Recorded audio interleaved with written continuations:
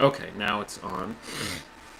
I don't know how well it hears me, but hopefully it's all right. I think it can see me. I can see that it's like picking me up, so that's fine, I guess. But I was saying that I see that little this black line thingy. Oh God, I can't. This thing over here. Um, I don't get why the fuck it's there. This camera was perfectly fine, and then one day I turn this computer on, and then I see that, and I'm just like, it won't go away. I tried to like dig, like literally just look around to see if there's like some screen protector holding like a hair there. Like that's what I thought it would be, just some hair being stuck in there somehow. But there's like nothing there. There's like literally nothing there. So it's just it's it's somewhere inside the uh, the camera, I guess. I don't know, or just the thingy. I forgot what the thingy is that's like capturing the light, but maybe there's something just there's like a wire or something that moved, and now it's just there or something. I mean, I like to think that with all the stuff that I have on now, the stuff that's like in the background, it's like an enough of enough of a distraction to like um, to just have it blend in and like fade out into the background, so it doesn't matter. But yeah, I don't know if it's that good.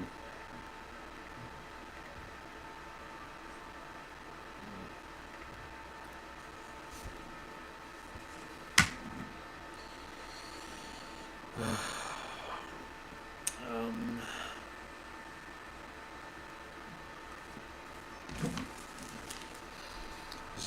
let's chill on here. Nothing.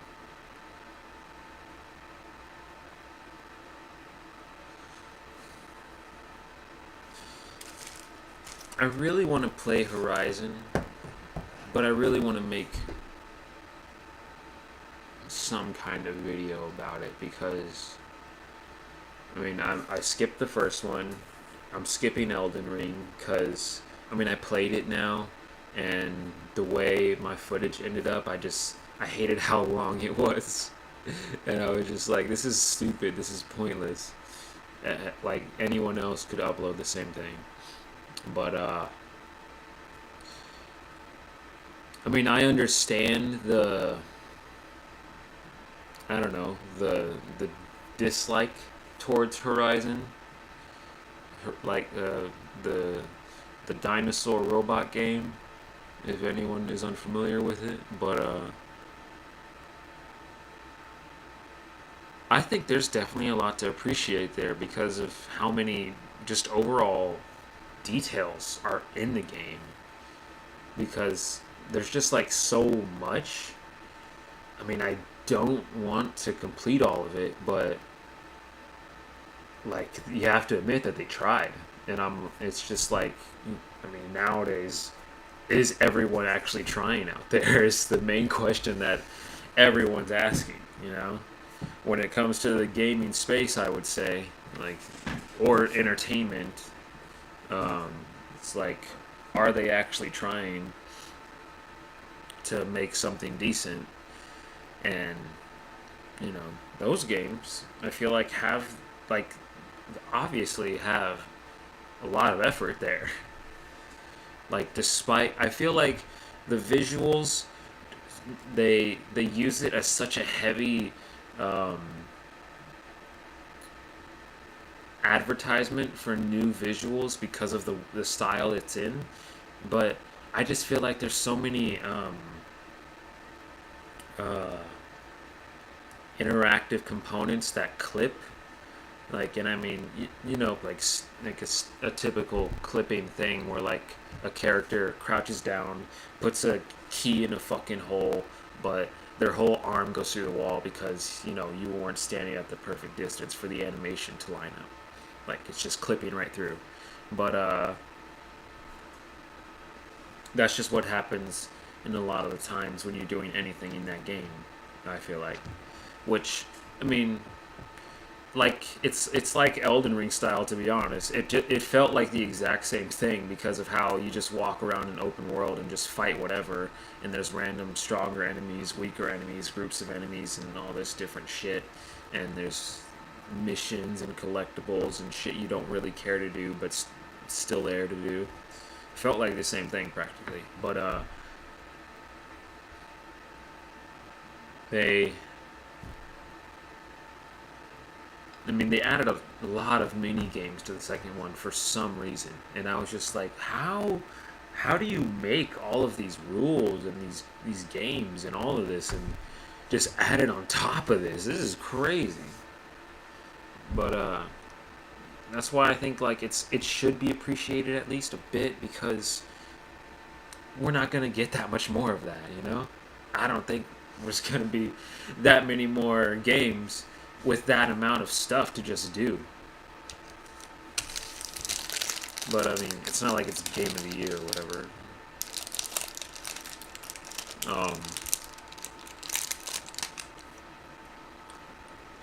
I just hate that when it's used for visual promotion so much, that like, look at these 8K graphics on all the details of this crazy landscape that we built inside this video game world.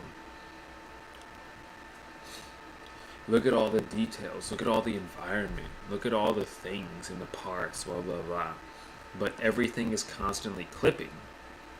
I'm like, what's the point of it looks so pretty if it's just like, if I see a fucking tree inside of a rock? Like, nice job, nice tree, nice rock, but I mean, it's just a little game because it's a fucking tree growing out of a fucking boulder, you know? There's always something like that.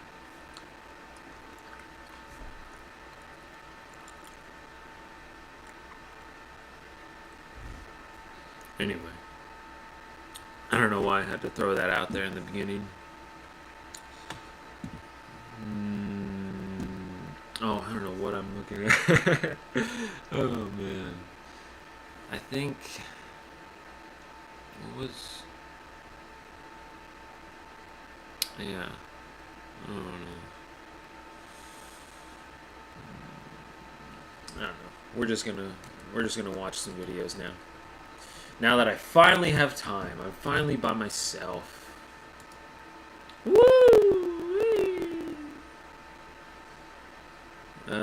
I was watching this just now, actually, but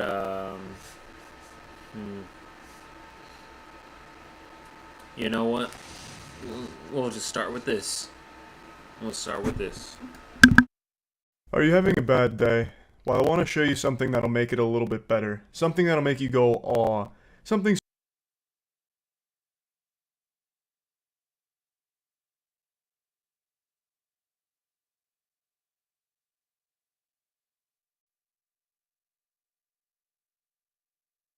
so wholesome and cute it'd make the Grinch's heart grow 3 sizes.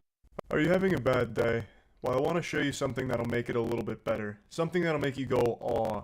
Something so wholesome and cute it'd make the Grinch's heart grow 3 sizes.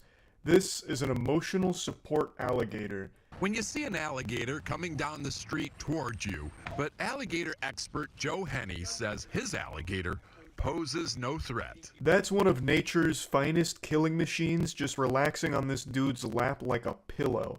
Alligators have gone largely untouched for the last 8 million years because they've reached the apotheosis of evolution. They're a goddamn dragon scale covered lake tank with a mouthful of swords. And apparently, they can run up to 20 miles per hour on land. Which, if I'm being honest, I still don't believe. This just seems like alligator propaganda that they want us to be even more fearful of these fucking things than we already are. I've looked this fact up so many times just looking for any video footage of an alligator running super fast on land, like keeping up with a car or something. And the best I've seen is an alligator that jogged like 3 feet on a golf course and then fell. So, I still think that this was some kind of lie that we've just never bothered to test thoroughly because it sounds cool. But questionable turbo speed aside, alligators are fearsome predators. Steve Irwin used to wrestle these bastards.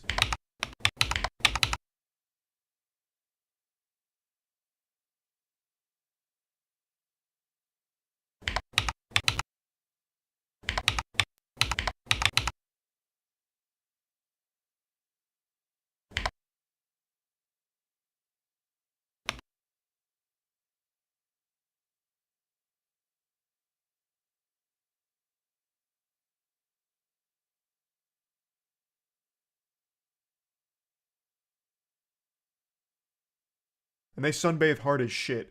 Like, if you go to a and years, and it's because they've pretty much perfected what the obvious why they've gone. Steve Irwin used to wrestle these bastards, and it's pretty obvious why they've gone untouched by evolution for so many millions of years, and it's because they've pretty much perfected what they want to do, and that's just kill, eat, and spin around in the water, and sunbathe. And they sunbathe hard as shit. Like, if you go to a zoo and go to the alligator exhibit, I guarantee 9 out of 10 of those bitches are just sitting on the side of the water, like on the sand, with their mouth open like this. Like, it looks like they just blue screened in Windows. They're just fucking frozen there, petrified like a statue. But then the second they decide that they're hungry, shit pops off. Point is, this is a wild... Someone's taking that frame and using it for something, some kind of meme or something. I don't know. That's all I'm thinking.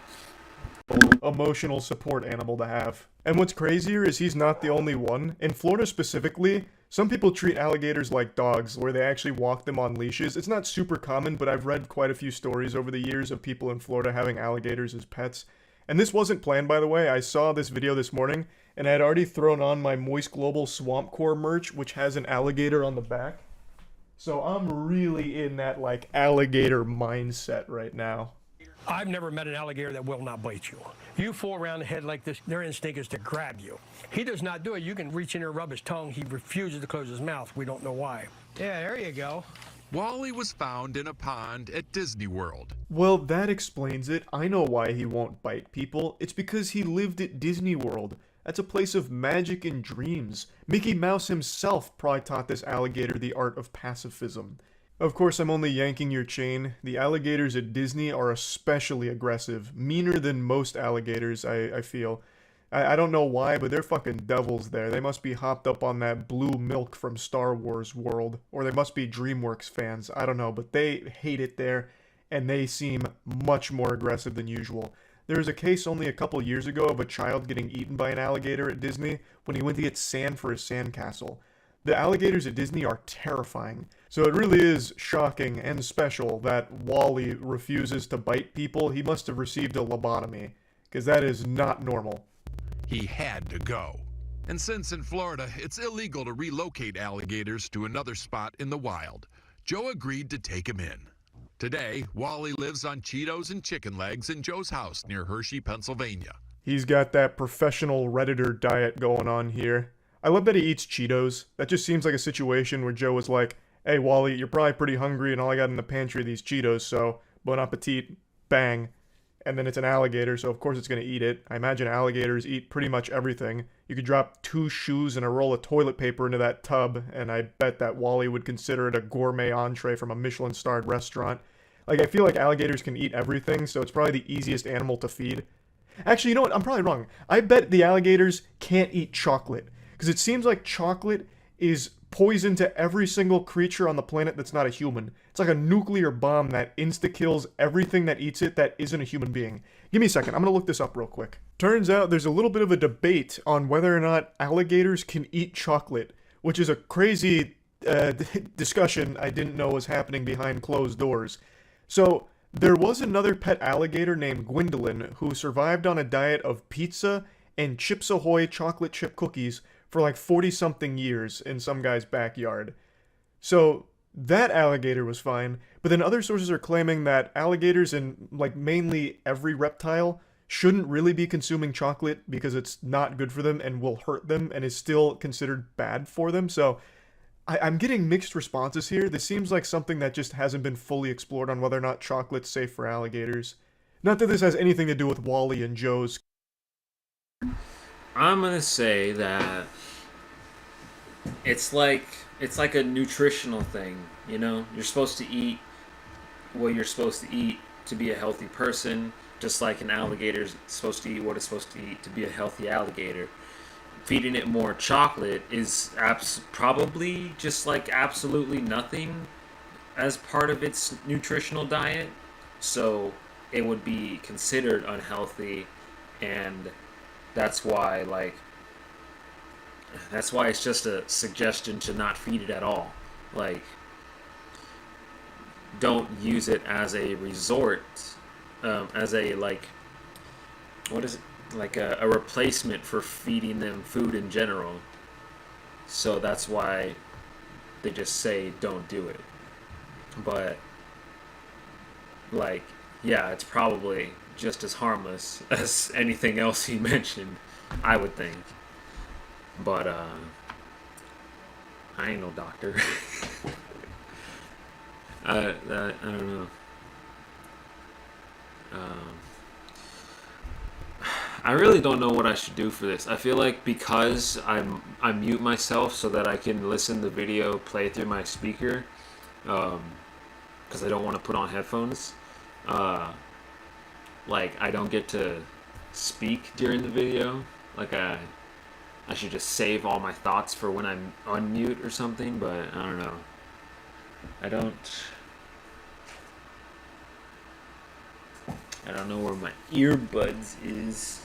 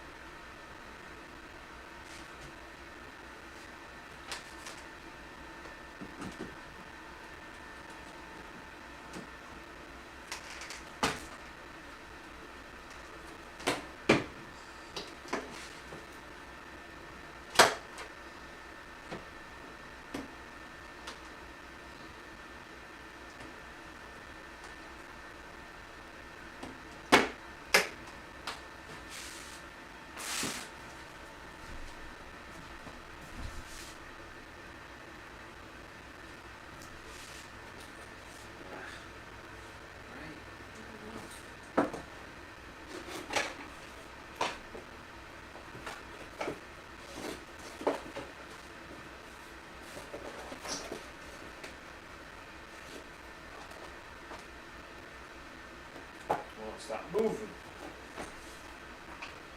Is that okay? Yeah. I don't know.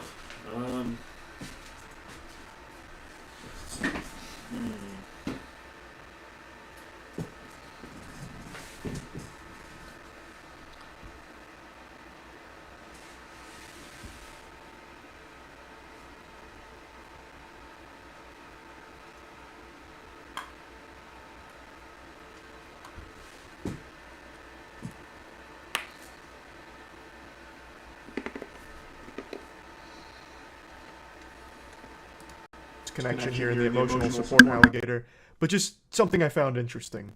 Without a cage. Good boy. At this point, I should probably say what should go without saying. Don't try this at home. Too late, dork. I've already got a bag of Cheetos that I'm taking to a swampy pond outside of I-4 to get myself a nice new family pet. I don't think I'd be here right now if this was just another guy with an alligator. Not that there's a whole lot of those out there. But there's a special bond between you two. Very special. He is my emotional support alligator. You heard right. Emotional support alligator. That's actually unironically super sweet. Like, it's crazy how the framing of something changes your whole perception of it. Because when I see an alligator, like, in other contexts, like in a news headline, or if I see one while driving down the road or something, I'm always like, oh, that's kind of scary. That's a frightening creature. That thing could fuck me up. It'll get me in, like, one of those death spins and have me go on, like, a fucking thing of laundry in a washing machine and rip my arm off. But in this context, where it's his pet, someone he loves and cares for deeply, when I see him walking the alligator or holding the alligator, I immediately just go like, oh, it's so sweet. Like, it's like he looks cute there. Like, the alligator looks adorable in this light. Whereas out in the wild, you see it, you're like, oh shit. A few years ago, after Joe lost some people close to him, he says he fell into a deep depression. And about that same time, he says Wally began behaving differently, more affectionate, almost like he sensed his depression. I just don't know how you can watch this and not get some kind of, like, deep, warm, tingly feeling about it. Joe's gone through a horrible time, and now Wally, the most unlikely emotional support animal, a fucking alligator, is there to help him through it. And from everything I've seen, Wally seems docile and sweet. I laid on the couch and I wake up, he'd be laying on my head. And I knew it for a long period of time because I had his whole jaw print on my face. You don't wake up when you have an alligator on your face? I was so depressed, I did not. It also marked a new chapter in their relationship. Joe started bringing Wally everywhere, from the doctor's office to the drive-thru. You can pet him. You can probably count the amount of people that took Joe up on his offer to pet Wally on a single hand. There is not many people with the courage to pet a fucking alligator. Like, even one that seems like it's a pet, you know, that's still not a risk I think most people are willing to take, understandably so. But it seems like Wally hasn't had any instances of lashing out or anything. It's not like he's only bonded to Joe and is mean to everybody else. See? I think that's true. I think it's true, like, I don't know, 90-something% of people, but, like, I mean, I definitely wouldn't mind it, you know? It's just an alligator. It's a crazy fucking thing, but, like, I mean, it's just an alligator, you know? I don't know. Like, there's a fucking squirrel digging in the ground right now, but there was an alligator, like, I feel like there could be an alligator just randomly crawling around on our lawn because of, like, the way our fence is built. I think it's just pretty easy for a lot of rodents and stuff to get right underneath of it, and because it's like chicken wire stuff, so it's just some wire, bendable wire sitting there. So if they just literally shove their head under there, it can probably just bend enough for them to go through. So, like, some kind of little alligator like that could just probably walk right through as well and just start being in here. And I mean, you know, I'd just get a stick. You just need a stick. You really just need a stick when it comes to animals that are bigger than you. They'd be scared. They'd be scared, man. But, yeah, I mean, it's just an alligator. I mean, especially if it's just one. If it's multiple, now we gotta chill, because I think that's what it is about the guy, is that I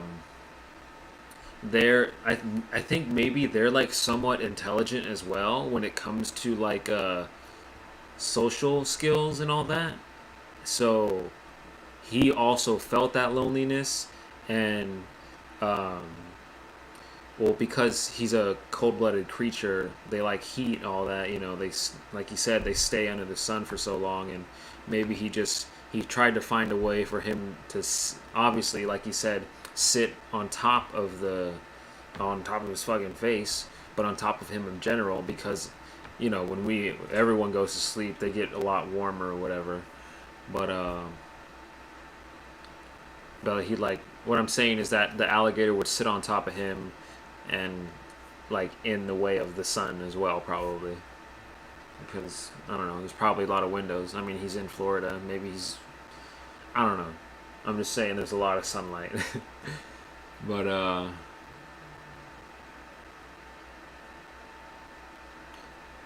and that's just my the reason I said all that. Yeah, the reason I said all that is my reasoning for saying that it was going to do that. It was going to befriend him because of how antisocial the guy probably became. I don't even remember his name.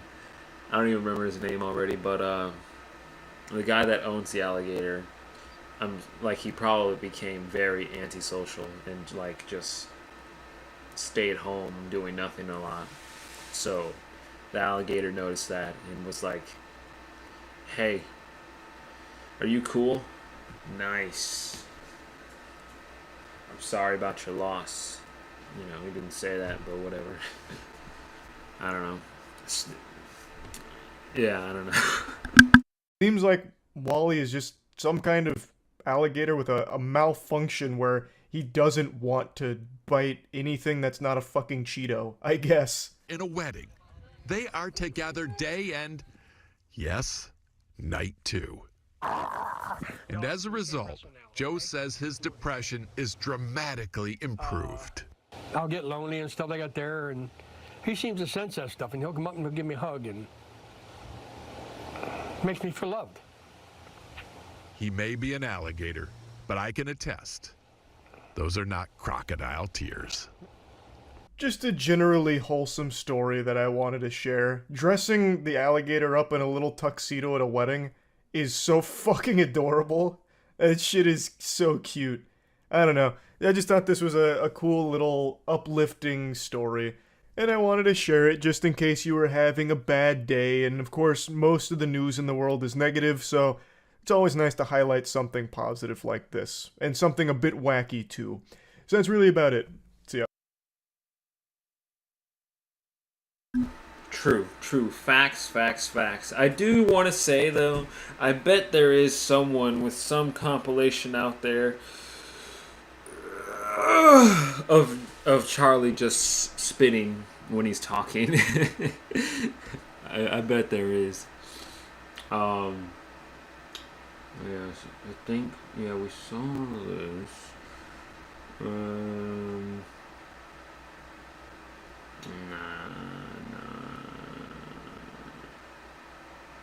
Yeah, I don't know.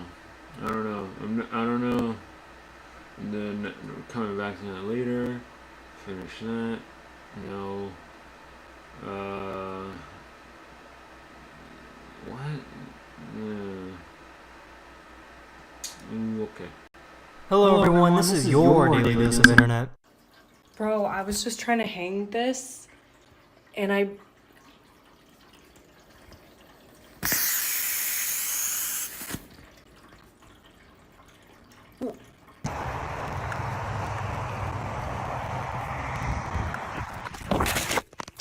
Give me the best scream.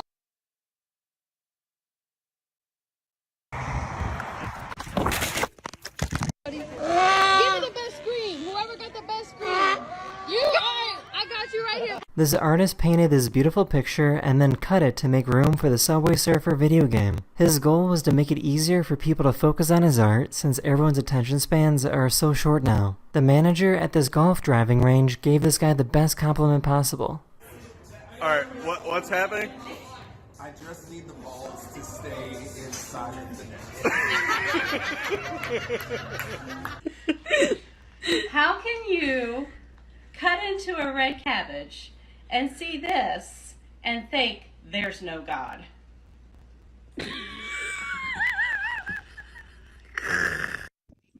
Where are you going? Why are you approaching me? Can you not? Sir, can I...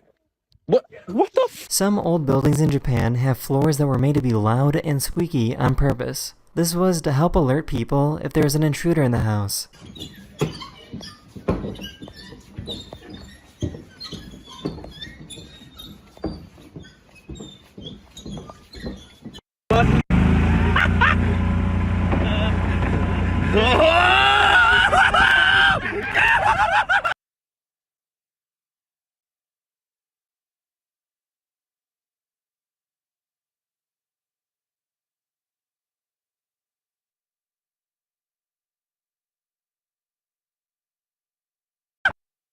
Alert people in Japan have floors that were made to be loud and squeaky on purpose. This was to help alert people if there's an intruder in the house.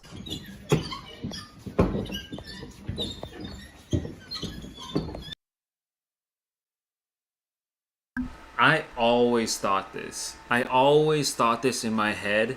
I never really knew at all. But, I always thought that, like, the way, my brother loves ninja movies, so we just watched a lot of movies about ninjas, Ninja Turtle movies, whatever. But,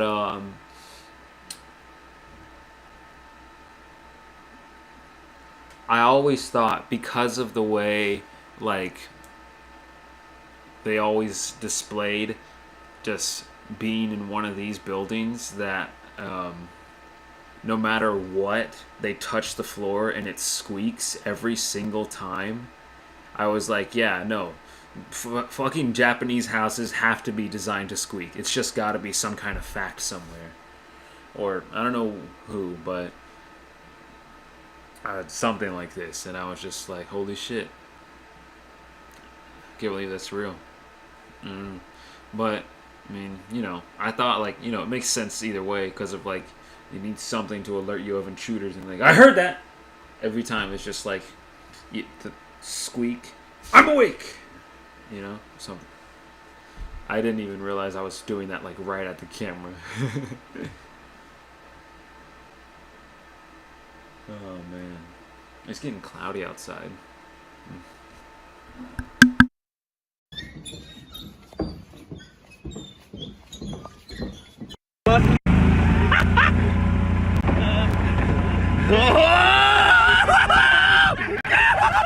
In case you didn't know, sometimes an octopus will try and punch a fish just for fun.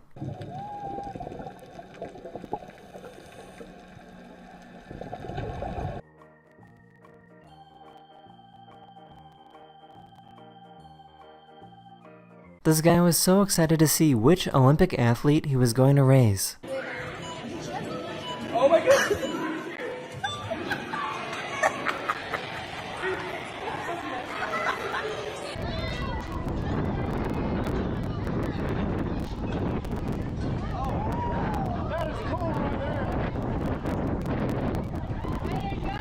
This little chihuahua with 3 legs somehow scared away this coyote.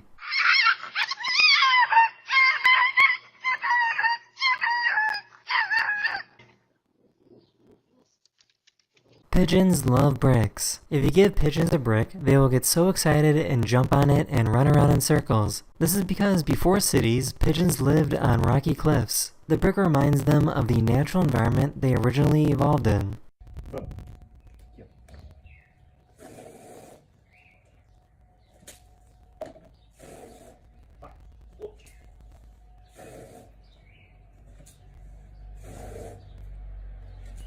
There's a species of crab that will kidnap jellyfish to use them as protection against predators.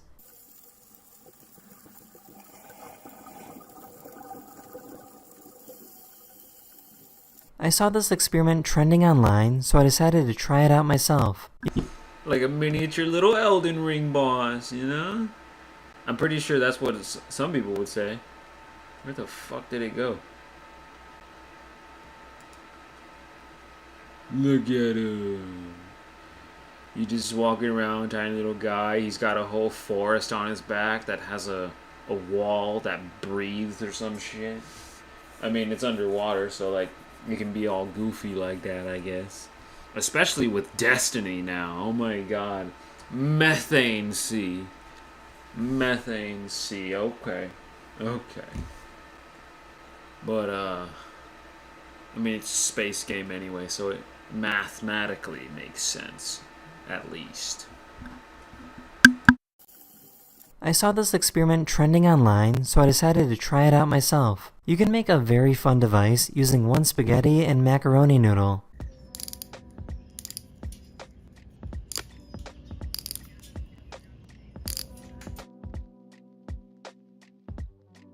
If you look closely, you can see this bee spitting on his front legs and then placing that spit on his back legs. This helps make their legs sticky when they're out collecting pollen. That is the end of this video, or we hope you enjoyed, and I'll see you guys again very, very soon. Later.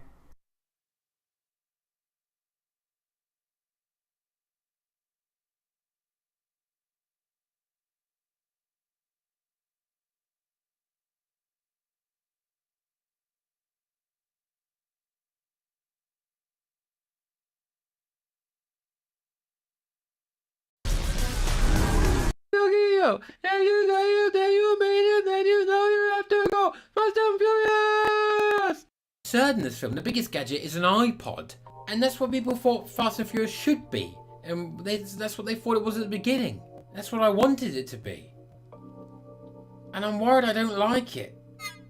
I'm worried I was wrong. Good God, I'm not gonna lie, this is probably the stupidest thing I've ever decided to do. I thought it'd be nice and fun and easy, but I've just seen a cameo from Vin Diesel there at the end. I just didn't care about that film at all. I feel like people like it because of the song. I thought I liked it because of the song. Fast and Furious! Drift, drift, drift, Fast and Furious! Drift, drift, drift! But on the second watch, no, I just felt a bit, But because I miss Vin Diesel so much, throughout that film I drew Vin Diesel himself. That's from the first film, where he's He's running along the garden, evading bullets on all fours, like the dog he is. It is currently 5 o'clock. I started this at 10 to 10 this morning. I've got 7 more to go. God, please smite me down where I stand.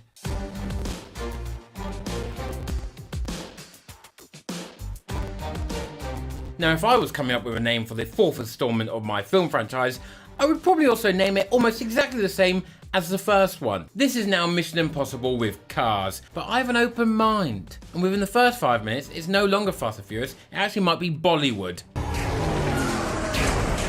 Just a quick break, 30 minutes into Fast and Furious 2009. 2009, that's not what it's called, but that's what the file's called that I may or may not have downloaded. I'm losing my mind, but I was on the down after Tokyo Drift, but now I'm straight back up, boy. The CGI is absolutely abhorrent, and they've just brought it back in. It's all systems go. I think maybe that was the point of that one.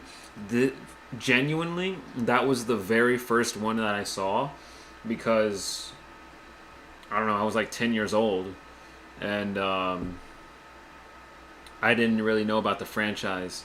I think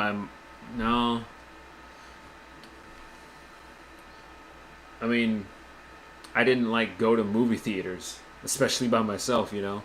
But so, I think, yeah, just my uncle would keep up with movies and stuff like that, and then like my mom and him would just talk about movies sometimes, and so that's how they picked out movies and stuff that they wanted to get from like Walmart and stuff on Black Friday, or just when they have the, I don't know, $5 DVDs or something, whatever it is. But yeah, I mean, we'd just get a lot of DVDs, and that was the first one that I saw out of that franchise. And then after, yeah, I think it was actually, like, I happened to watch it just before the 5th one came out, and then the 5th one I watched, it came out, and then I went and watched the other 3. But I think culturally, if you were someone that watched all the movies like as they came out in theaters or something like that, well, I mean, they said 2009. That came out in 2009. I was 9, but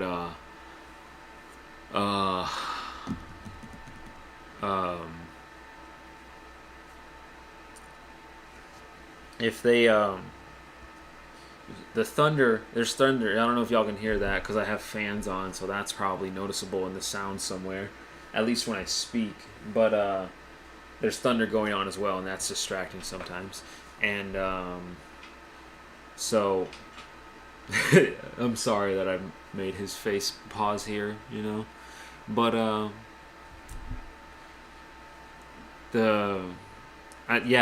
if you were watching all of them as they came out in theaters, I think the point of the beginning of the 4th one right there is to literally do that, to literally pull you back in and say, sorry about that 3rd place shenanigan, we just wanted to test some waters with stuff, but it'll come back later, you know, because it's a movie, we can reference anything in a movie. But yeah, I think that's like the point of, like, just not only bringing it back to a recall of the first thing that they did or not the first thing they did, but the thing they did in the first movie, but to just instantly pull you in with all this crazy stuff going on of, like, okay, now you can keep watching, just keep watching. And yeah, I mean, it makes sense. I'm back on it. I'm not fledged anymore. I'm losing my mind, but I'm not in the danger zone in a bad way. I'm in the danger zone in a good way. Let's go, Dominic Toretto, Mr. Mark Sinclair himself. Vin Diesel is shot in the shoulder, which does absolutely nothing to him, of course, because 'tis nothing but a scratch to a man of that stature. There's also no exit wound, which is, you know, a big problemo. This film is actually alright so far. They're driving through the desert. There's a crash, a oosh, a whoopah, a smash. It's good. This film hasn't been too silly so far. Ah, shit. Vin Diesel's just jumped horizontal. Directly horizontal. But if you look close enough, he actually just steps from one car directly to the other at about 160 miles an hour. And are legs that long? That feels out of proportion. I don't know. It might just be, you know, an optical illusion. He might have really long legs. He might be taller than Dwayne Johnson. He's not. But we'll get onto that.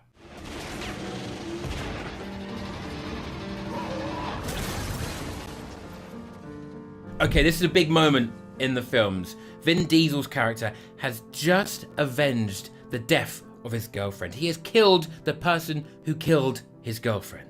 Vin Diesel needs to say something that will send shockwaves across entire movie watching generations.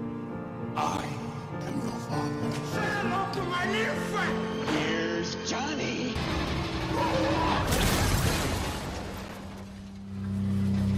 Pussy. That was a highlight for me, that bit. Pussy. It was actually quite enjoyed, that one. It wasn't too far-fetched. I feel health-wise a little bit rejuvenated after having a stonking big Nando's, double stodge, Bosch, extra hot. And I'm ready to charge through into Fast 5. I'm fully into the universe of Dominic Toretto. I've already gone through the losing my mind stage and I've come back round, so I'm all good right now. It's good like movie watching time. The problem is, before the screening tomorrow, I've got 5 more. They're all probably going to slowly go up in run time. Probably on average 1 hour 45. So that is probably about 9 hours left. Fun. Good fun. I've just clocked. It's 2 hours 10 minutes. I'm not watching Hobbs and Shaw out of solidarity with Vin Diesel. There is only one acceptable bald man in this universe.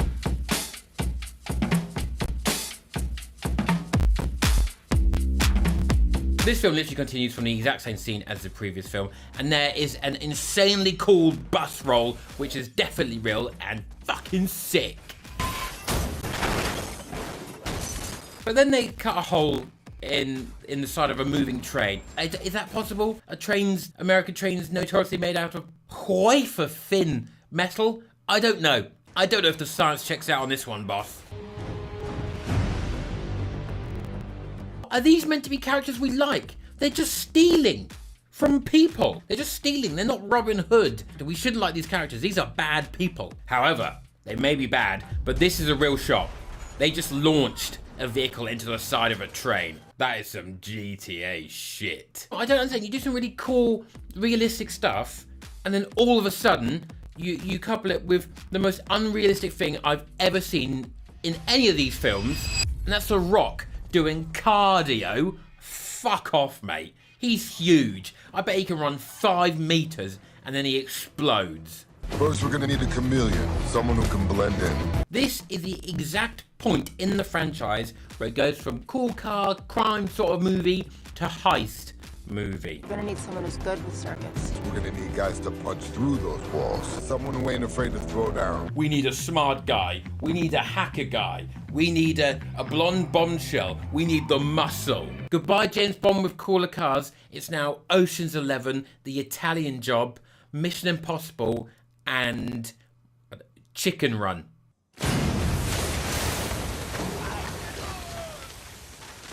America, what the fuck is up with your toilets? Look at the height on the door. You could just see someone precisely crotch level, just going for a schmoo. That is insane.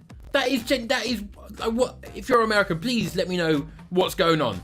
Why the?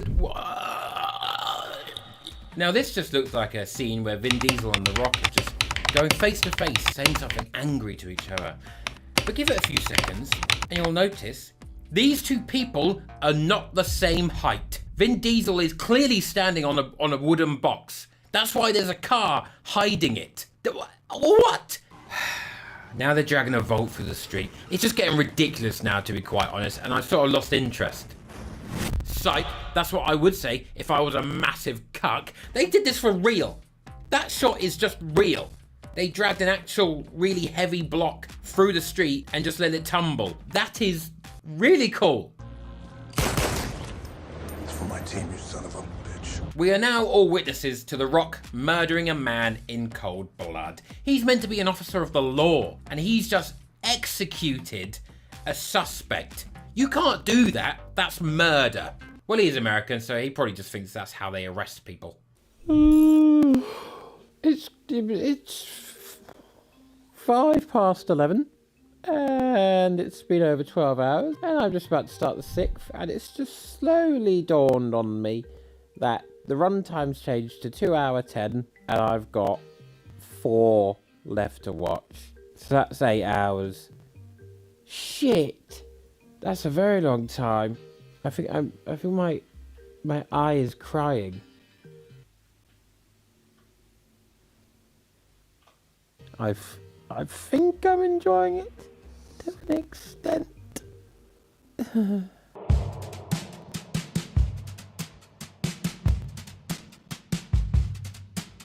We're family. We got a problem, we deal with it together. What happens if I put an object up my bum and it got stuck? Should I bother family with that problem? Are we stronger together if I bothered you with that information?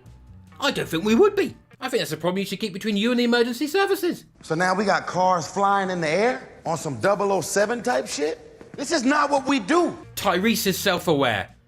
He is self-aware of what's going on. And I see, eventually it breaks you down and you start to respect the film. It's annoying when you sense yourself being wrong. Oh, but I'm never wrong. You don't turn your back on family, even when they do. What about Joseph Fritzl? Would you turn? I would turn my back on him, if I'm being brutally honest. We've escalated to a fucking tank, which is ridiculous. It's not actually, it's real. They did this one for real again. They souped it up from 30 miles per hour to 60 miles per hour, and they drove it through another vehicle and then down a disused highway in Spain. They're becoming the coolest people I know, and I know them because I've spent so many hours with them already.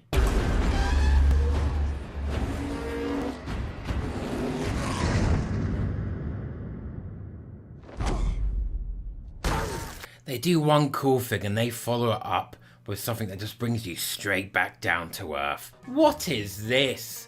The trajectory, how he would have to be going faster and have more momentum, way more momentum than her, to fly through the air and counter her momentum and push her over and land safely on the bonnet of a car, which is, you know, the softest place to land. How did you know that there would be a car there to break our fall? I didn't. This is the first time Vin Diesel flies through the air as a CGI double, and it's not the last. I think after this point he enjoyed this shot so much he decides that flying is gonna be a thing for him. And that's because there's a flying headbutt from Dominic Toretto. No! There's a flying punch from The Rock. Now Vin Diesel is trapped inside this big fiery plane, which is sadly the end for Vin Diesel. No one could survive that. No one could survive. It doesn't matter. He just breaches out the front of the plane like a man bursting out of Moby Dick. There's 4 more films to go. Furious 6 is done. It is currently 1:30. Oh my god, I want to go to bed so bad. Oh no, I need a remontada. This is horrific. I think they're getting better. I think they're becoming more engaging, but I might just be losing my mind, and it might be the perfect combination. There's a showing of Fast X, the 10th one, at 10 to 11 later today. I'm going to try and just stay up all the way through and make that one, and then just crash. But first, 3 more films and a couple coffees.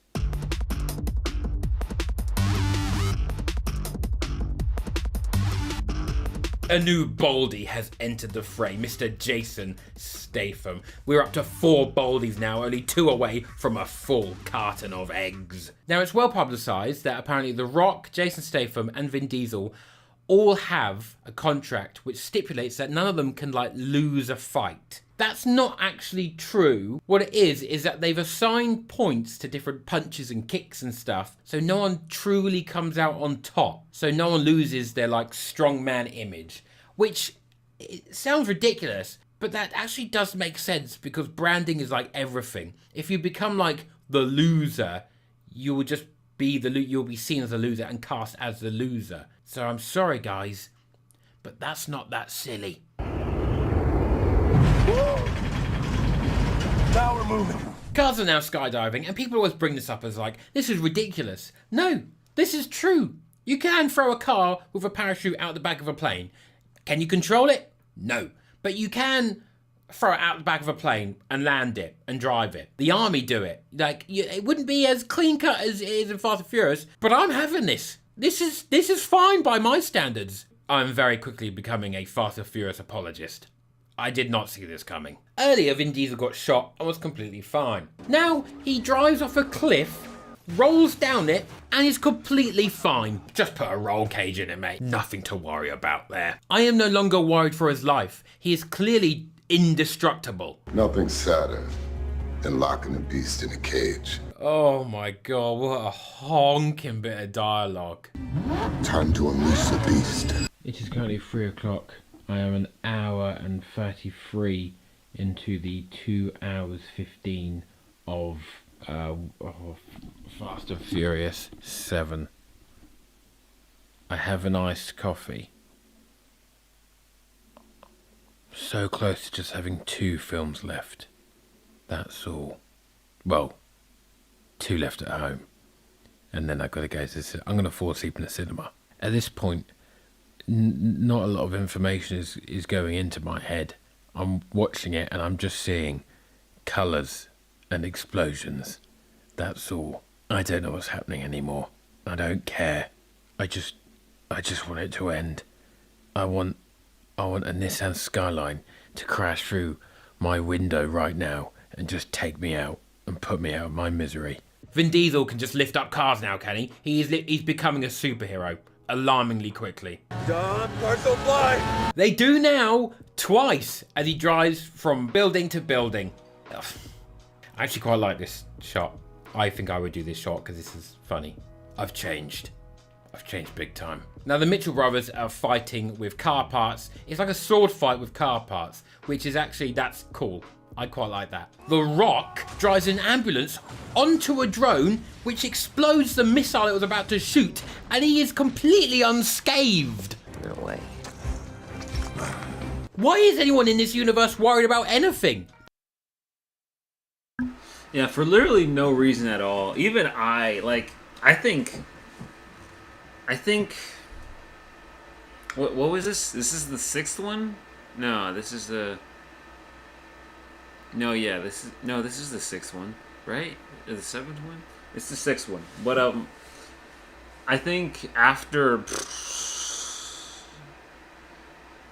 I don't know, I think maybe they cut away and then they cut back to it later to force people to try and forget. But I think probably after the 3rd time watching it for me, I was also like, what? He stopped the missile and the drone. It's right next to the fuck. It would have made more sense if he was, I don't know.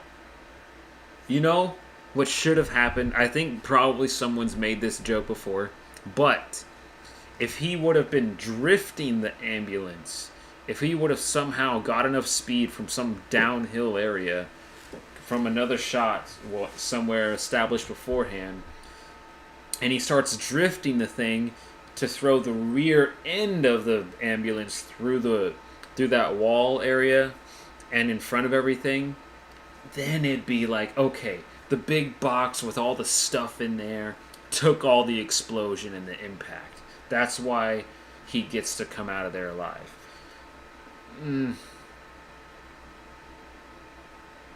I mean, I don't know. I can't tell. I don't think the explosion from it was like a real thing. It wasn't a practical effect thing. So, if so, then yeah, they could just have a CGI ambulance land in the same way that he wanted to get out, you know, for her to notice and be like, holy shit, he's alive? Something, I don't know, but still. He should have drifted the fucking thing because it's hitting the engine of all the areas. The ambulance, it's got all that box back there. And it's all thick and heavy and strong like he is. He's driving so fast through the wall. But it's right there. It's right there. You could reach where the explosion hit. He could reach out the window and just grab the rocket practically. I'm not saying that's like what he should have done. I'm saying that's how close he is to the explosion of everything. It doesn't make sense, man. It really doesn't. It's a pretty L shot. I gotta just throw that out there is all I'm saying. But oh my god, the way I said it all right there. But yeah. Anyway. They literally can't be hurt. The Mitchell brothers continue to scrap, and then Vin Diesel, this is where he becomes a superhero. He stomps on the floor to help the floor to fall apart and break up, and Jason Statham falls in, inevitably to his death, in the big concrete abyss because the car park crumbles and falls on top of him as he falls into the crumbling car park. He's dead. Vin Diesel then obviously drives his car into a helicopter, misses, and then dies. He's actually dead at this point. He is finally, I thought he was a superhero. He's dead at this point. Paul Walker's trying to give him medical attention. It's not working. He can't be resuscitated, probably because he hasn't died of like a heart attack or something trapped in his windpipe. It's almost definitely blunt force trauma to the head, mate. I don't think a couple will do it. If you die, I die. I remember it all. It's about time. Yes, that's right. Medical attention didn't work.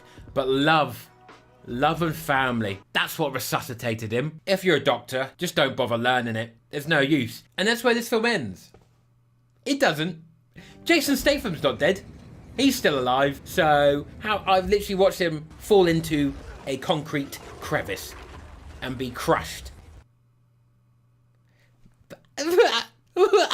So far, there's very little reason to believe anyone can die. Gal Gadot bounced down the tarmac earlier in this one. I'm pretty sure she's going to come back. I don't know how, but she will just rock up.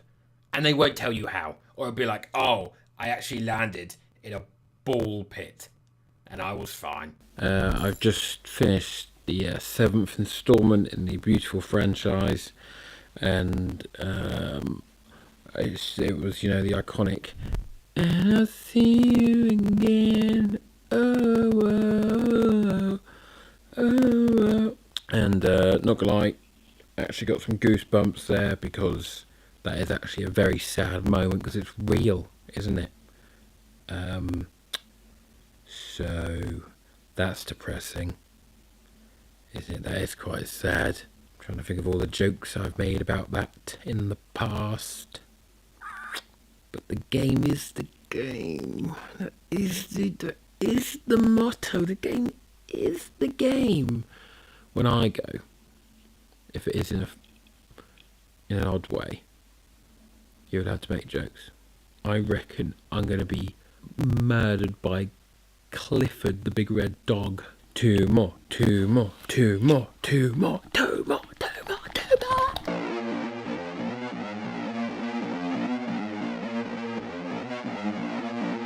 Bear with me on this one, because this is where the franchise completely loses it. This one begins with The Rock doing his Moana shit with his daughter's football team. If I was Vin Diesel at this point, I would have fell out with him as well. Waiting a long time for this. Keep waiting, bitch. The Rock has just stabbed someone directly in the heart. That isn't very Moana of him. There's now cars suicidally launching themselves out of buildings as if they've been working in a Chinese iPhone factory. Vin Diesel has just murdered Jason Statham in the street. He's shot him. He's dead. He won't be dead. He definitely won't be dead. Once you join the Fast and Furious series, you're locked in for life, even if you actually die in real life. Vin Diesel infiltrates a Russian naval base. Charlize Theron is controlling a nuclear submarine, with an iPad, and Ludacris is driving a tank. Okay. The Rock skates along and pushes a torpedo into another vehicle. The submarine breaches the ice and then just immediately goes back down again. That's not how submarines work, and I would know. I've actually been in a submarine. I went in a submarine in Tenerife. That is not very Kieran Carlin of me. Vin Diesel is engulfed in flames, jumps from his rolling car, and to shield himself from an exploding nuclear submarine, he puts up his forearm. That'll work, mate. It did. Obviously.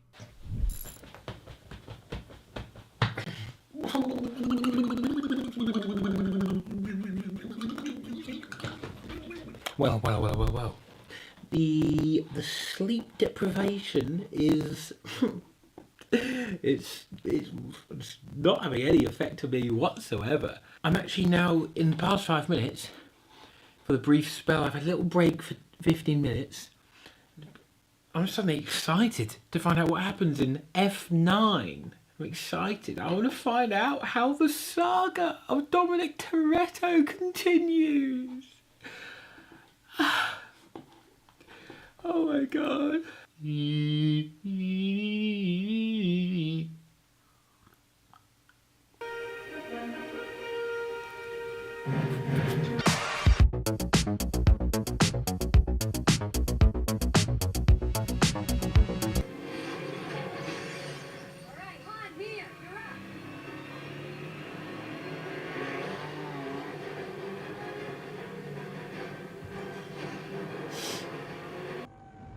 It's John Cena!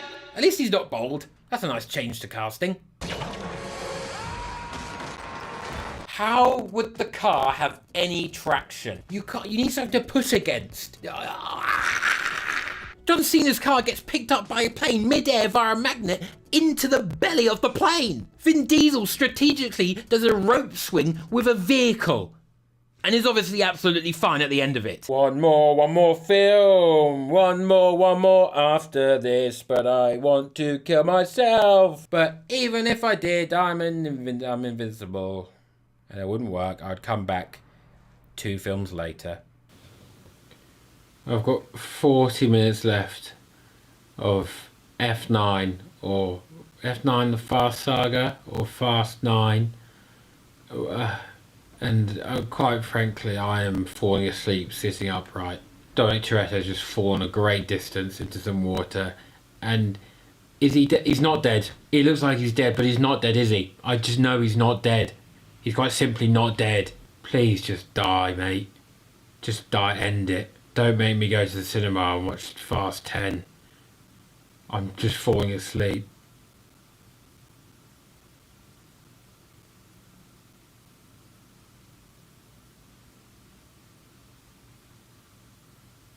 Despite the rope swing in the plane, the most unbelievable thing in this film is the idea that Charlize Theron has gone to a barber's and asked for that trim. The boys from Tokyo Drift are back, and that guy does not look a day over 18 still. They're now rocket scientists in Germany. Obviously. Cardi B shows up as a fake Interpol officer, which at this point, I don't know how unreasonable that is in this universe. I mean, fucking put Frodo Baggins as head of state. I don't care at this point. Nothing can affect me. I have reached the bottom of my mind. Now, this next sequence includes some of my favourite things to point out during films, and that is spotting people's 3D digital doubles. Look at Vin Diesel on this roof. What in the PlayStation 2 is that? That doesn't seem that dangerous of a stunt. Could they not find a bald guy to just run along in a white t-shirt? Look at them. How did this make it in? Is this as obvious to everyone else as it is to me? I find it absolutely hilarious. I know why they do it and I understand it, but it doesn't make it feel any less funny to me. Please let me know if I'm a big fat nerd or if you notice it immediately as well. This is the fucking space bit. Ludacris and Tyrese are in space. Is this what we wanted? Are we all happy with how this has turned out? They're in fucking space. How would they get down? I didn't even know how actual people get down from space. What's after space at this point? Is Ludacris going to be fucking shot through the Hadron Collider into smithereens and turn up in another universe where everyone's Lego? Right, I've paused it here. In this shot, we have 3 characters. Guess how many are digital doubles? That's right, it's all 3! Let's focus on the guy on top of the truck because it's just a really funny animation. He does like a little cheer, like a yippee! Our favourite indestructible man, Vin Diesel, rolls down a hill, gets hold of the steering wheel, manages to wrangle that beast back into submission, takes 2 direct missile hits, the truck flies into Charlize Theron's plane, and she explodes and dies. She's finally dead. You can't survive that. You're in the air anyway. If you fell out at that speed, you'd die. She is dead. Oh, it was a drone, was it? And she was never in the plane the entire time. So she's alive. Brilliant. Really good use of my life. Oh my god. Oh my god. Let there be light. Oh my lord. I've done all 9. I've done 9. I am concerned about my health. My head felt a bit. I'm either going to have a nap or I'm going to have a shower and another coffee and see if I can survive till 12:30. But that would be a long time to be awake. And I am deeply concerned for my well-being. Jesus fucking... I've never been awake this long before. But I'm currently right now, it's been a very solo journey, which is the direct opposite of family. One more film. One more film. One more film. One more film. One more film. One more film. But Dominic Toretto wouldn't have a nap. He lives his life 1/4 mile at a time. Still don't really know what that means. I got out the house, I got a move on, I bought the human equivalent of Nos, I bumped into a cat with a Hitler moustache, I petted the feline Führer, I purchased my ticket, 16 quid, Jeezy peeps. The theatre was absolutely packed to see the best franchise ever made, and I was just 2 hours and 10 minutes away from completing my journey. 10 Fast and Furious films, 30 hours awake, 23.5 hours of Fast and Furious watched, and I can finally answer this question. The true reason for Fast and Furious's success. The films are bad, funny, but I used to hate them. I used to just think they're ridiculous. I used to disregard them, and I would not give them my money. But I am a convert. I have changed. I'm a changed man. I can see value in all the silly little CGI things. I love CGI, and I even love it now if it's rubbish. They constantly shoot themselves in the foot by following up really cool hard stunt work with the uncool unbending of reality. But Vin Diesel, if you're watching right now, if I could change one thing about your series, just one thing, please let someone die.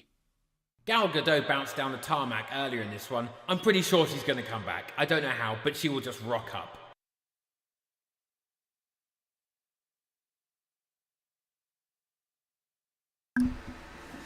Yeah, I mean, I guess it makes sense that he didn't get a recording of it or, like, explain what happens in there. What...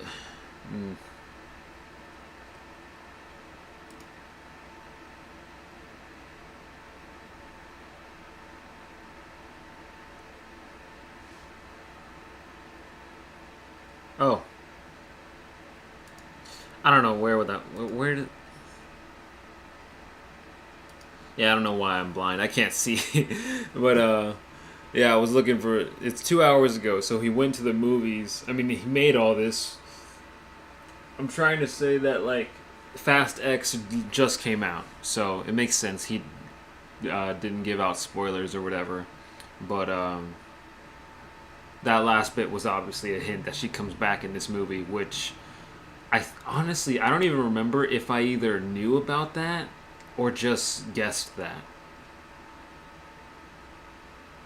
Because I feel like, I mean, one, I feel like Fast and Furious in general, all their production and everything, because it's so real, like they film a lot of real stuff for reference and all that,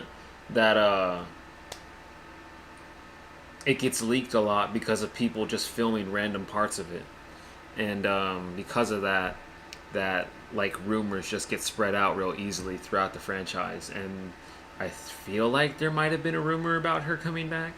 I don't remember. I really don't remember because I can't think of any like sources to pull that up from. But I mean, I'll just assume that I guessed that because I was like, it makes sense. It literally like she just disappears into nothingness. You would think she just dies because people are supposed to be able to die, but they just keep coming back completely fine.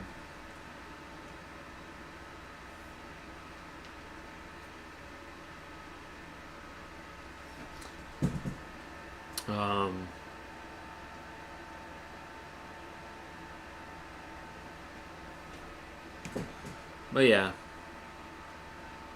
great video. I just love when someone can appreciate the craziness out there, you know? Anyway, now that someone else has uploaded, wow, I was about to play video games, but never mind. I don't know. Oh, I don't know. Maybe I'll watch that. What do I call you? Cinnamon Toast or Ken? Cinnamon Toast Ken? Call me Ken. Wait, what do I call you? Do I call you Oompa or Vil or Caleb? You can call me Vil. Vil? All right, Don't call me Vil. Don't call me Vil. Yo, Vil, what's up, bro? Yeah. So you know James Corden, right? I know of him. Yes. You don't know him personally. That's fortunate. Do you know do you know? Have you ever watched any late night TV? Who's your favorite late night TV host? Is there like a favorite you can have now? Are any of them good? So I think there's one day, I hope it doesn't happen, but there's a picture of mine floating around somewhere. Well, guess what? Yeah. We found it. Conan, is he still around? That was what I was gonna ask. Conan around? I don't know. Is he around? Well, James Corden sucks for sure. James Corden is terrible, and I think he's very annoying. And he also replaced my favorite late night talk show host, Craig Ferguson. I don't know if you've ever heard of Craig Ferguson, but he is underrated for sure in terms of comedy and just being entertaining to people and being a good guy. He's a good guy as well. Wow. Yes. Rare. Crazy. Wow. Unlike James Corden. This guy.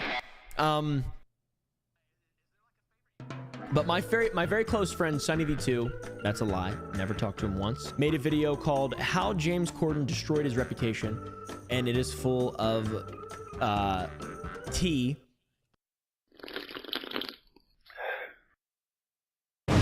which is what the people call stuff that we like to consume, and that is just also being able to shit talk James Corden, which I really like that a lot. By the way, but this has 10 million views, so it's got to be good. In fact, it has to be good. Oh, they got the video lytics over there. Sorry.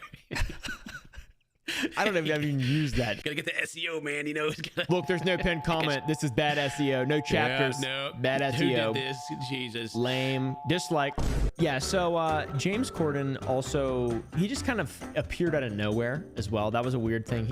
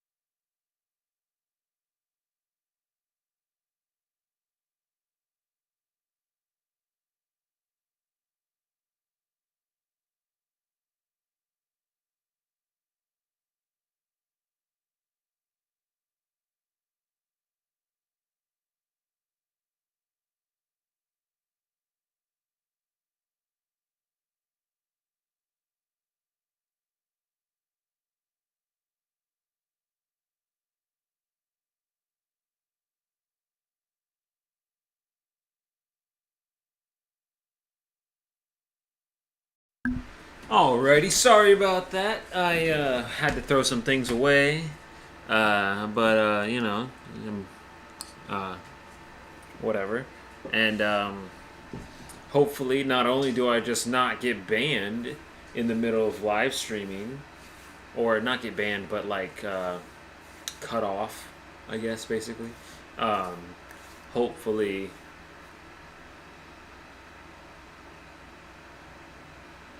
This storm going on right now, because all this thunder doesn't knock out the power or something like that, or fuck up the connection and just make it all shitty. But whatever. And True. He just look. There's no pinned comment. This is bad. I don't even use that. Gotta get the SEO, man. You know. Look, there's no pinned comment. This is bad SEO. No chapters. Yeah, no. Bad SEO. Who did this? Jesus. Lame. Dislike. Yeah. So James Corden also, he just kind of appeared out of nowhere as well. That was a weird thing. And True. He just. Jesus. Lame. Dislike. Yeah, so James Corden also, he just kind of appeared out of nowhere as well. That was a weird thing. And True. He just I don't remember where he came from. He's an industry plant. All right, he's like Ice Spice. He's like who's the newest industry plants? Don't ask me. I'm a hermit. I have no idea what's going on out there in the world. Me neither. I just get fed stuff and then I believe it. Yeah, exactly. You know, I don't even read like the news articles. Just whatever the title of the news article is fact. Yeah, okay, that's the truth. Yeah, I'll literally read something. I'll go to I'll search something news and then I'll just start reading stuff and telling it to people. Just the headlines though. Yeah, I'll make a video about it and spread it to everyone and have no idea what I'm talking about. Hey guys, here's what to think today. All right, this is a 10-minute Sunny V2 video, so we'll be respectful. I'll link it down below, whatever. I also have this bad habit of just imitating everything he does, imitating everything he says, because he's a very easy voice to imitate. So let's hear. Okay. I'll give you an example. Ready? James Corden has slowly developed. James Corden has slowly developed one of the worst reputations in media history, and the Media foundation for his history. decline began when people started to realize that James Corden was a completely different person when he wasn't on camera. Okay, just to start, this is pretty common. Most people. Why is it so quiet? I don't know. I can't remember now, but I feel like there's oh man. There's like I feel like there's just been someone that always has like the video that they listen to that's at a low volume for some reason, and I don't know if they just haven't fixed it or haven't noticed it, or think it's fine, but I can't ever remember who's the person that always does it. But if it's I think that sucks, because like I mean, I do think they have lots of funny edits, and that he says some funny things, but it's funny that he thinks he just opens out to Cinnamon, or to Ken. Jesus, we're gonna call him his whole name, but to Ken, thinking that like, yeah, what can you just fill me in on something that we're gonna be talking about, because that's what we're usually doing. And it's like, bro, it's just Ken. He knows that he's just a guy that just talks about things and doesn't really know, because he's old by now, and you know, just explains his morals just like anyone else would. But so yeah, I just thought it was funny that he like just what's something that like is popular right now. He's like, I don't know, dude. I don't know either. Exactly. I mean, that just happens with a lot of people, I think, nowadays on at least YouTube, because all the popular ones are just getting older. They're like all above 30. For me, in my opinion, because I don't look for kids' content, obviously, but there's obviously tons of other audiences growing out there all the time, as well as all the teenage audiences are just on TikTok. I don't even use TikTok. It's on here, but I don't even have it on my phone. And then but yeah, like it's so easy to grow so rapidly on there that they try to share their audience across all the rest of the platforms virtually, causing everyone to just feel like they need to be just connected on all those platforms anyway. So there's tons of audiences growing out there all the time, and all these so-called popular YouTubers aren't as popular as they used to be, but I mean, things still just look better here than most places, I would say. I mean, I think TikTok is just a weird, crazy cesspool of too many likes. Just everywhere you go, it's too many likes. And then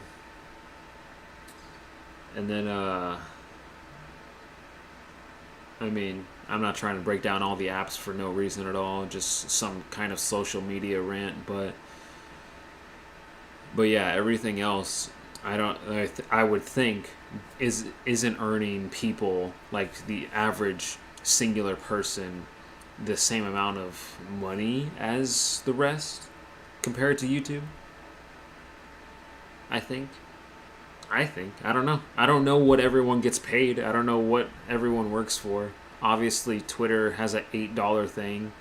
Discord has Nitro, and then I don't know. That's it, right?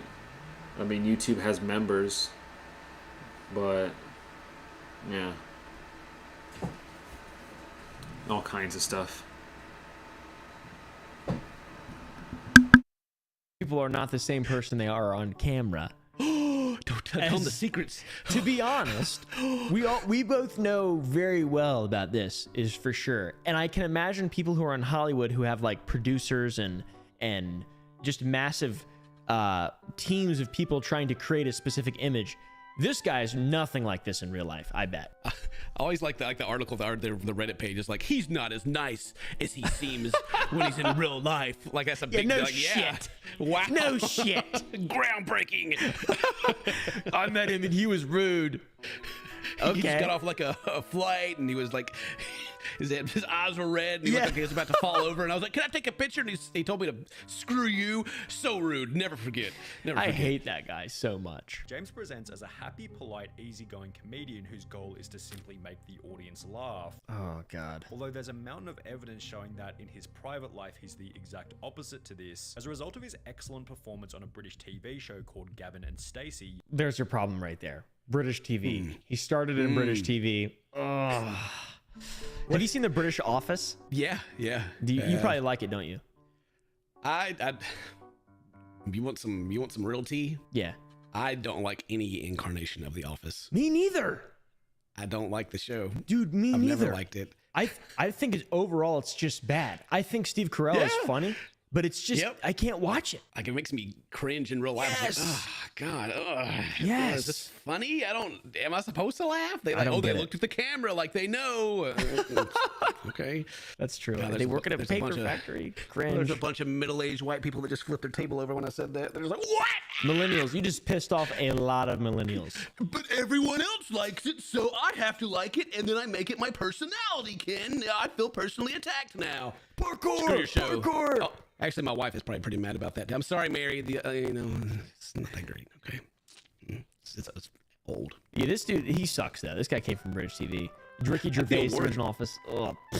The award he's got, like, he said that's the British equivalent of the Oscars. It's like 2 cards and some glass. Yeah, 2 cards and some glass. Weak. Also, look at this. Look at the set. Ugh.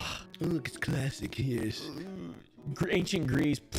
Shut up. What is this, a Monty Python bit? James would win the British equivalent of an Oscar, although accompanying British his award equivalent was an of an ego boost that Oscar. began to get out of control. He won an start to Oscar. think you're perhaps a bit more of a dude than you really are, and that very much happened to me. You know, I Oh, had he a admits swagger it. in my walk. He literally admitted it. He had a little swagger in his walk. All right. That baby face James right there? That's little baby boy James. Yeah, that's when he was bullied in what is it called? What do they call high school out there across the pond? Primary or something? Oh, that's like your kindergarten, this primary. Is it? Yeah. Shit. He's already looking down his nose at me. God. Maybe it's just like maybe he did get bullied a lot, and it's like a defense mechanism now for him just to like be so aggressive and mean to everyone. True. Yeah. Yeah. It's like a fat bastard and I'm not trying to imply anything, but fat bastard and Austin Powers. And he's like, it's hard being an overweight child. I'm not saying James Corden is an overweight child. I'm just saying it's hard being him. He is. Like, I don't know. I don't know. It's just hard being him. It's just hard for him to be him, it seems like. Yeah. And that's why he's taking it out on us, the common people. Me and you, the common people, Ken. I didn't deserve this, all right? I would just want to sit here and react and be an armchair psychologist, okay?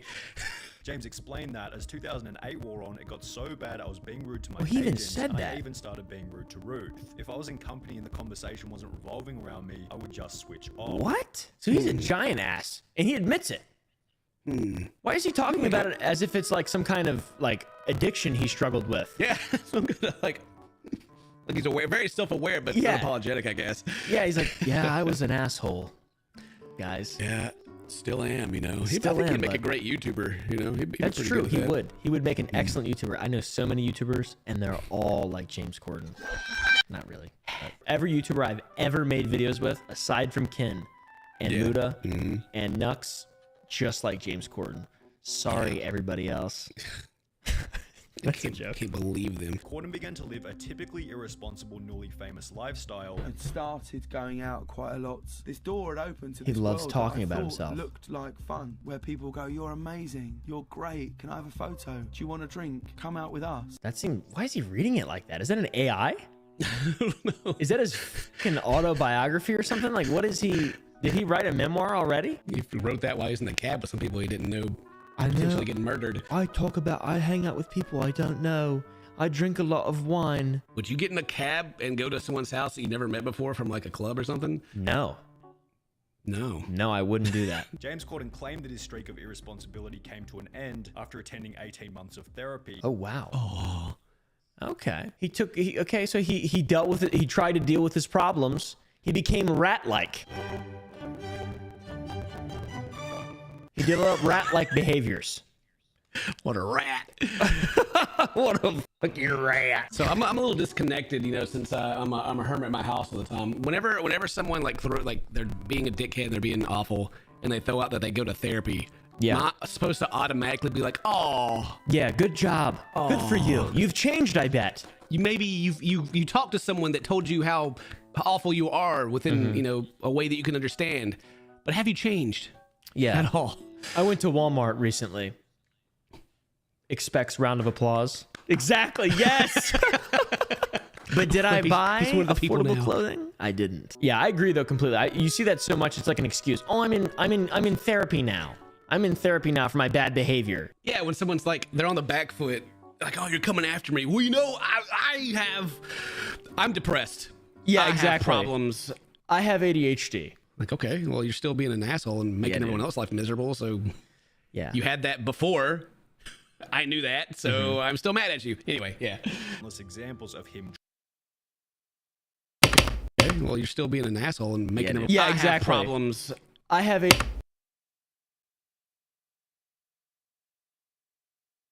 ADHD. Like, okay, well, you're still being an asshole and making everyone else's life miserable. So yeah, you had that before. I knew that, so I'm still mad at you. Anyway, yeah. Examples of him treating people like garbage. For example, James Corden stated in a BBC4 interview what? that he needed to bully I told you. to the top of the media world. He's a victim. He's got to fight his way up to the top. Get into a public argument with another incredibly respected actor, Patrick Stewart. Have you seen this video? I haven't actually. No. Oh my gosh, this is like this is one of the very few things I've seen on James Corden actually just being a POS, and like it's kind of jarring. I'll just check this out. This is actually disgusting. When the presenters are up It's here so and cringe. when the recipients are receiving their awards, don't stand at the back of the stage with your hands in your pockets, looking around as though you wished you were anywhere but here. Oh, you couldn't be more wrong, sir. And if it looked like that, I'm so sorry. But when you come up and present an award, just get on with it. Sorry, I'm waiting for the punchline. Go on. No, seriously, go on. Okay. No, go on. Which was concluded by James and Patrick bickering in the background while someone else was talking on the microphone. How about that? He's arguing with Professor X, man. You can't do that. The guy's like, what's that guy's name? Patrick Stewart. Yeah, dude. Patrick Stewart's like the freaking. I don't like, you know, he seems like a very wholesome and nice guy, like all the time. Yeah. And you can't just. It's so bad. Oh, screw James Corden. God dang, I was gonna try to, like, you know, just be the devil's advocate or whatever, just argue for his sake, but no. Get out of here, James. Screw you. Good lord. There's like one part of this where like he's in his face too, that's what bothers me a lot. He's like kind of like leaning into his face. This guy's a legend on the right, and this is James Corden. Right. Talk like show if anyone host. has the exactly host of singing in cars with people that no one in their right mind cares about. It's crazy to me. From where I was sitting, I can see your belly. You can see my belly, and we can all see you dying right now. Let's go for it. What? Two adult men, one a legend, one James Corden. All right. Anyways, convince me. I hate James Corden now. I mean, that is such an unlikable video. It's just gross. I really didn't know much about him to begin with because, you know, just never actually watched TV, and now yeah. Now I feel like I know too much. I'm just like, I'm gonna dream about this at night, like wake up in cold sweats. Oh, Patrick, I would have helped you. I would have fought for you. He's one of your ops now. You're one of James Corden's ops. Now, to cut James some slack, Patrick Stewart was probably in the wrong here, considering he was the person who began the argument. Interestingly, after James Corden gave him a very favorable introduction. What was really confusing about it was I gave him like a massive intro. Yeah, I know. I said, ladies and gentlemen, please welcome an actor who's held in such high esteem. Please welcome the brilliant Sir Patrick Stewart. And then he came up and did that. I disagree. I think it's disgusting. And if anyone has the excuse to be a bit of a or like dry or cold or whatever, it's definitely Sir Patrick Stewart, I would say. I'm on his side. It's also like level of aggression, like, you know, getting all up in his face and like exactly, you know, just it's like you become the bad guy no matter what you do or how great of a introduction you gave him. It doesn't matter. James Corden clearly holds himself to the same level as Patrick Stewart, if not higher, which is unbelievable.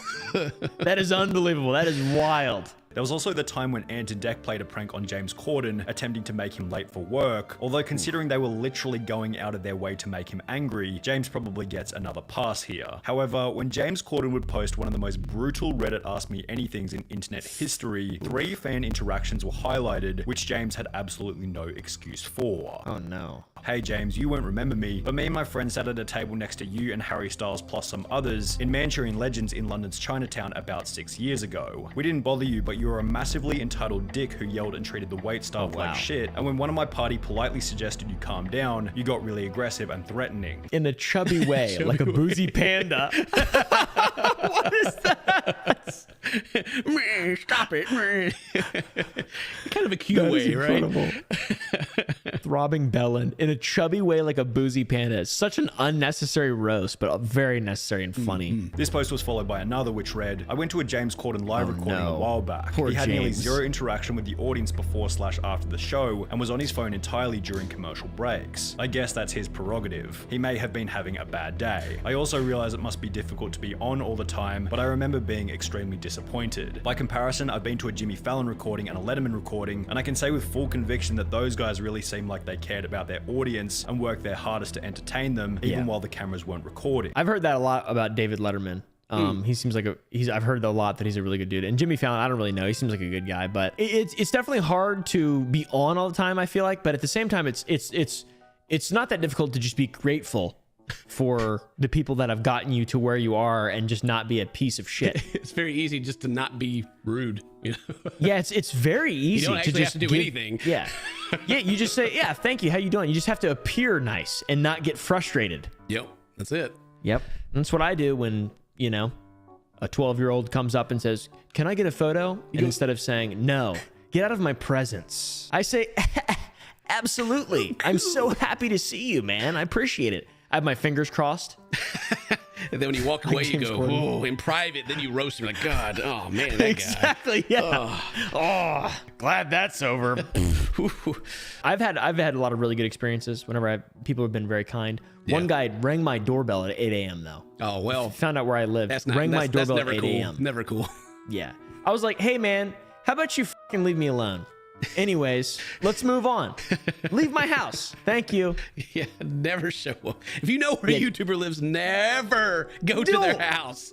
If you don't know who lives there, if you've never met them in real life and they haven't explicitly allowed you to come to your home, don't go to their house. Don't just do in it. general. And then I spit on him and slammed the door shut. Yes. And then he went. He was never a fan again. He's on here writing Reddit. Oh, he was so rude. He pressed the dislike button on my video. Between each take, the other celebs would be chatting amongst themselves, bantering about. James was glued to his phone. At the end of the filming, people got up to go get pictures with James, and he massively kicked off shouting at people to go away and go back to their seats. And the few he did let have pictures with, he was moody as. Why are you, James, such a deeply unpleasant person? Did your parents raise you that way? Have you ever considered being funny or likable? James, are you aware that everyone thinks you're a hack and a talentless asshat? With his third comment here relating to the next reason behind James Corden's decline. I almost feel bad kind of now. After the AMA, that would make me sour. No, don't feel bad for him. He has built this. This is the karma. This is true. This is what he's reaping what he sowed. It's a sandcastle. His shitty sandcastle he built. Isn't that what's the saying? You made the bed. You have to sleep in it too. Yeah, I know that one. Is that the setting? Yeah. You built the sandcastle. You've got to live in it. But the water's coming in. It's too small. It's too small. Shut up. A petition requesting that James Corden not be cast in Wicked the movie gained close to 110,000 signatures. He is a bad after friends actor. announced that James Corden will be hosting the TV show's 15-year No, reunion. he got It received Twitter responses such. He got a British Oscar. Yeah, a British Oscar. That's it. A British Oscar, which is like the equivalent of like a participation award, I guess. Yeah, we have a British Oscar too. It's called a Razzie. But I'm just kidding. I tease British people a lot, and they get mad. Yeah, they get mad. James Corden adding the Friends reunion to the list of things he's ruined with his mere presence. Additionally, after starring as the main character in the 2019 film Cats, the movie received a 2.8 out of 10 star rating on IMDb, as well as reviews so awful that James Corden didn't even end. I mean, I do think that British people would, get over it the same way they expect American people to get over it. But, I guess that's the whole point of both types of people not really caring how many times they make a joke about a certain type of people, or a certain nationality, or a certain country of people.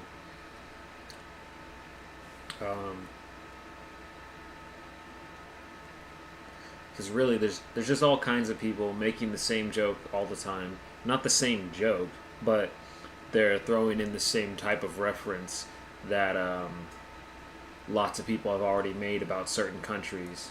And, people are like, it's still funny! I don't know, but, I don't know. Everyone has their own taste. Whoa. Stop it. Oh. God damn it. I hate when that happens. I need new everything, to be honest. Not everything. I need a different keyboard, and I think... I'm not sure what kind of mouse I need, to be honest, but maybe I need a different one. Ended up watching the movie himself. So before we go here, let's go back to the Cats thing. Have you seen Cats? Hell no, I haven't seen Cats. Dude, don't watch Cats. I haven't seen it either. I will never watch it. It looks so dumb that I feel like if I watched it, there would be an irrevocable level of just... I would have a worse outlook on the world and humanity if I watched that movie. True.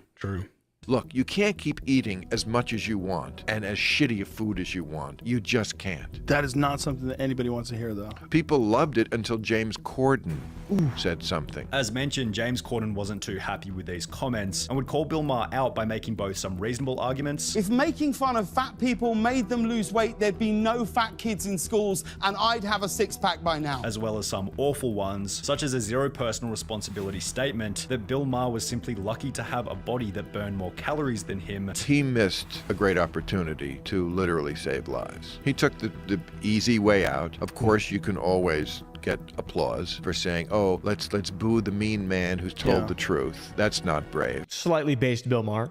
I have to say that seems like a fairly logical thing to say. He literally could have saved lives. He could have. I mean, genuinely, he could have helped. Like, just be like, try to eat healthy if you can. That's a better outlook than just defending yourself for no reason and taking no sort of like level of. I mean, it just seems like a very James Corden way to respond to something. I keep on wanting to say like the science guy, Bill Maher, the science guy. Yeah, Bill Nye, yeah. I have a hot scoop They're for different. you. I have a hot scoop for this video. All right. Okay. I recently discovered that I'm fat phobic. You're fat phobic? I'm fat phobic. I'm not scared of fat people. They're cool to hang out with them. Whatever fat people are, they're cool. Yeah. But I am scared of. I'm already overweight, but continuing to get overweight and continue to get more unhealthy, and the whole like, oh, my kids, that whole conversation. I am scared of that. And I'm fat phobic. I'm sorry. I know you're all disappointed. I am scared of it. That's actually funny. I'm horrified right now. I'm horrified. I can hear you shaking and rattling. I know. I'm just looking at myself like, no! There were supporters for both sides of the argument. However, James unnecessarily forcing himself into such a divisive conversation where people already disagree with him was probably a net negative toward his reputation, just like the time his carpool karaoke was outed for being fake. The segment during which James Corden drives around singing songs with various famous musicians was called out by a user on Twitter in early 2020 after they noticed Justin Bieber and James Corden Did they in a think it was car, real? which wasn't being driven but rather being pulled on a trailer. Dude, I feel bad for anyone who thinks that that's real. What do you mean it's not real? What do you mean? What? My whole life has flashed before my eyes. I have based my entire being off that show being real. Next, you're going to tell me Keeping Up with the Kardashians isn't real.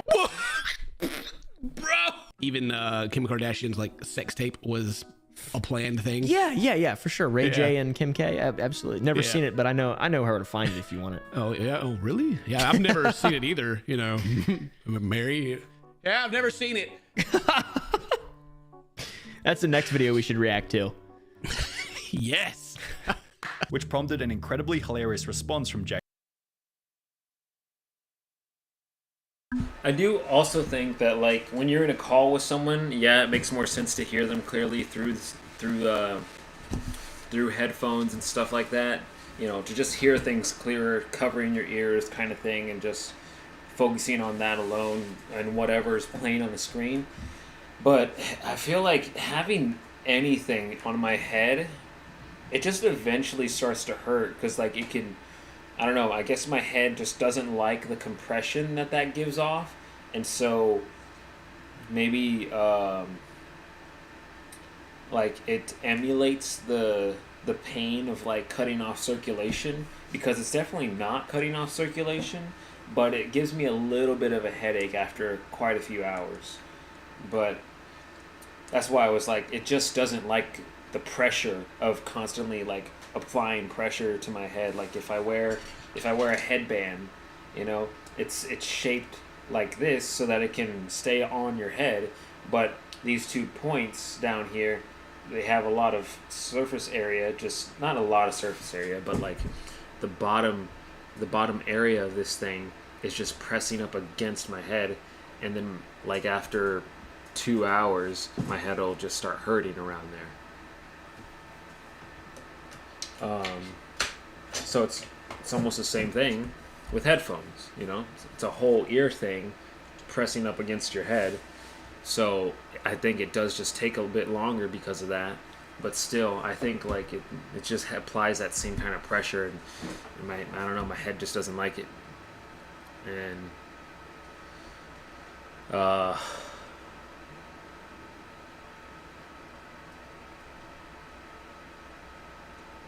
yeah, I mean that's why I don't want to wear headphones when I watch things. When I'm gaming, obviously I'm gonna need the advantage, because using this fucking controller is still so delayed. Call of Duty for some reason is the only thing that doesn't feel that delayed. Everything else I can just see it, like I move the stick, and then right after is when the thing moves. Just I'm trying to like give a display with my hands, but anyway, it's like boom, boom, boom, boom, whatever. It's like that, but and I feel like that's just shit to get used to, you know? That's awful because of how you're in an intense, fast-paced fight where nanoseconds are fucking the difference between killing someone and dying. And then I have to wait for my character to then move to where I was trying to aim it already so that I can see how much I missed and adjust that, and see how much I missed that and adjust that and adjust it, and then keep adjusting it after I get to see it. And it's like, how am I supposed to get people that are very fast if I can't even fucking see where I'm aiming for like a whole second? But because I mean, altogether it would add up to a whole second because of how much I have to wait for the fucking thing to move around. But yeah, I'm just trying to explain that after this I'm gonna be playing something. I don't know what. I'm thinking about it. I'm thinking, yeah, I forgot about this. I need to be playing this, to be honest. So this will be good because it's just Destiny. You don't have to worry about it since I'm not gonna. I don't do the Crucible and all that because it's annoying. It's ridiculous. There's the rain, finally. But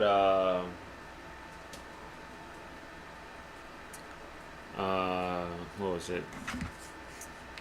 Yeah, I've been holding off on Destiny so that I can do the new mission on stream. Because, I mean, I don't care to keep up with all of it and, like, post every, like, individual storyline anymore. I mean, I wanted to post about how, I think I did, honestly, I don't remember, how they replaced the whole beginning story of the thing and just changed so much shit, but I'm just like, it's whatever. It's not like I'm going to change anything. But since I'm going to be streaming now, I want to save stuff that, like, I think is fun, but for streaming as well, so I can still have fun while I'm streaming after I get bored of like watching videos or playing this other game or something like that. So, you know what? Oh man, it's coming. I mean, it's misty right now. I don't know if the PlayStation will block it. You can kind of see it.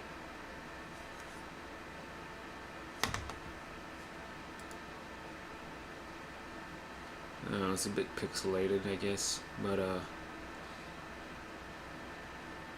yeah.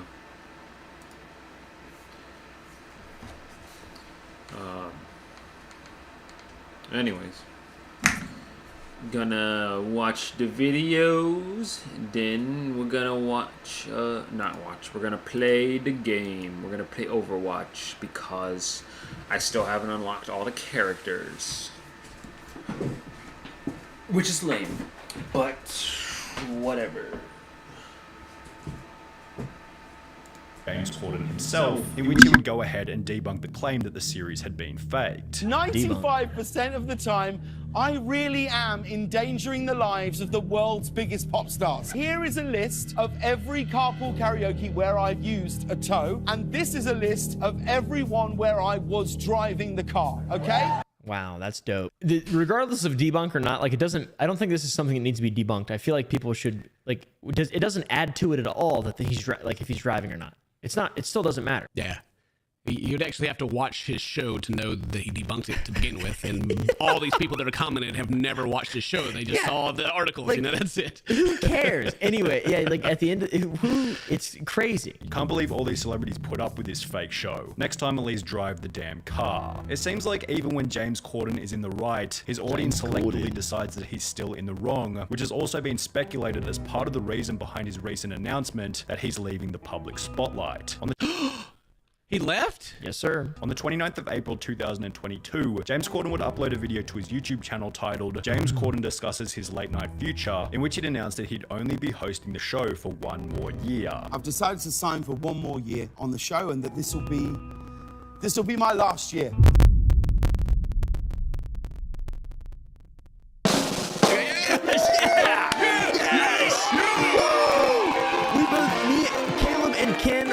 anti-James Corden all day. Yes, sir. Boo, James Corden. James Corden leaving late night show.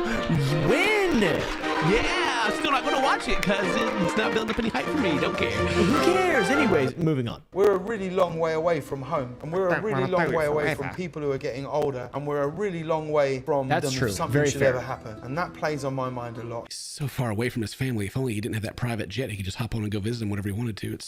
That's a good point as well. Yeah, I was like, I was leaning into it. I was like, okay, that does make a lot of sense, right? You know, you want to be close to your family and stuff, but let's see, what's his net worth? $70 million. Okay, maybe buy your family a house or something. Yeah, I don't know. Maybe move him over, right? Yeah, I would. That's what I would do if I had $70 million. Dude, come on. James Corden is a talentless bag of garbage. Goodbye, good riddance. Finally, we don't want him anymore. Ruins everything he's involved in. Probably one of the most annoying people in the business, it seems. Please don't come back to the UK. Please don't come back to the UK. Please don't come back to the UK. That's awesome. Farewell, James Corden. You were an asshole. Yeah, I feel like at the end of the day, all the stuff like the Bill Maher thing, the fat shaming thing, I feel like that's not that big of a deal. The him like leaving late night, that's not a big deal. The Patrick Stewart thing, that bothered me a lot. And the people just saying that he's a like to waiters and stuff, that just always bothers me so much too. Being mean to service like people in the service industry, that I just can't understand that at all. Yeah, it's kind of like the same vein of like, you know, if we're doing commentary, but we're like going as hard as we are on James Corden against like someone, I don't know, just a random YouTube channel, like the whole punching down concept. Yeah. Right? It's kind of the same thing it falls into when they're making fun of people that are just trying to do their job, you know? Yeah, just or going hard on them. Yeah. It's like you can make jokes, whatever. You can do whatever. But if you're just being like overtly rude just for no reason, like it's fine to have like a level of hypocrisy. But if you're just mistreating someone simply to mistreat them because you're just a dick, that just seems bad. Seems like you're just a yeah. It seems like you're just a. It's stuff like this makes me want to be a better person. Like whenever I see this, it makes me want to be more aware. Yeah, I'm going back and like thinking of all my fan interactions I've had in the past. I'm just like, oh God, who am I? Why? Yeah, I'm thinking like, man, I wish I would have. You know, maybe I should have kissed him on the lips. Just kidding. Bad joke.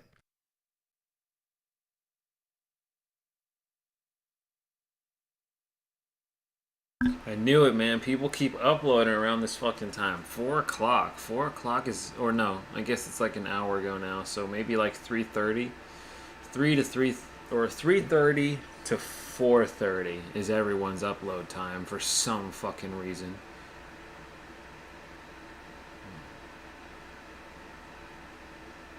I mean, hopefully this is funny. I don't know. I don't know if I want to watch this. Can you skip ahead to here? Does it not?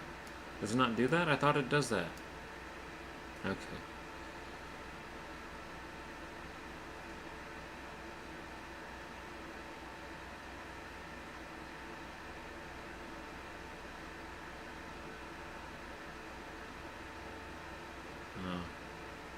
I really thought it was vanished for a second. I was gonna be crazy. I was like, dude, no way.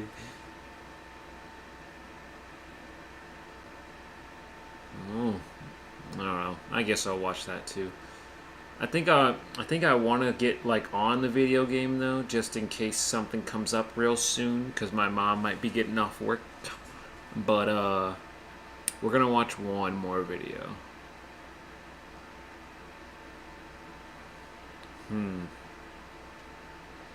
Yeah, I don't know. I mean, I like the things that Gideon likes to talk about and likes to get people thinking about on his stream and stuff and turn into videos. But it's just all so like Twitch staged kind of stuff. Like not like the stuff that they're saying is pre-recorded or scripted, but like it's just like people plan things out usually when they get on a live stream, when everyone knows they're going to be on a live stream. And usually when someone shows their face in a private room with someone that owns a channel like this, they know that they're going to be on a live stream. And I don't mean like a channel that big. I just mean a channel of decent size. Look at that shit. 4 minutes ago, 800 views. I mean, I don't know how much he averagely gets. Oh, okay. That was 4 hours ago. I don't know, like maybe in a day it'll get 50, 100 a K. I don't know. But anyways, we're gonna watch this. Oh. Yeah, and then we're gonna play Overwatch. Hello, I'm Alex, and welcome back to another video. In today's video, we're watching TikToks that you guys have sent me because you hate me. You hate me, and you want me to cry. I'm gonna cry soon. You're gonna see a crying video. Is that what you want? Don't forget, guys, if you are new here, subscribe. And also, if you're old here, if you're an old man, or woman, or alien, check to see if you're still subscribed, because YouTube has been unsubscribing people from my channel, and frankly, it's an epidemic. It's making me angry, it's making me sad. So make sure that the I'm Alex army is strong, and that you're still a part of it. Help, she thought it wanted a hug. Well, look at him, man. He's a distinguished gentleman. Look at him in his nice little t-shirt. I don't know why I wouldn't want a hug. I'd hug him.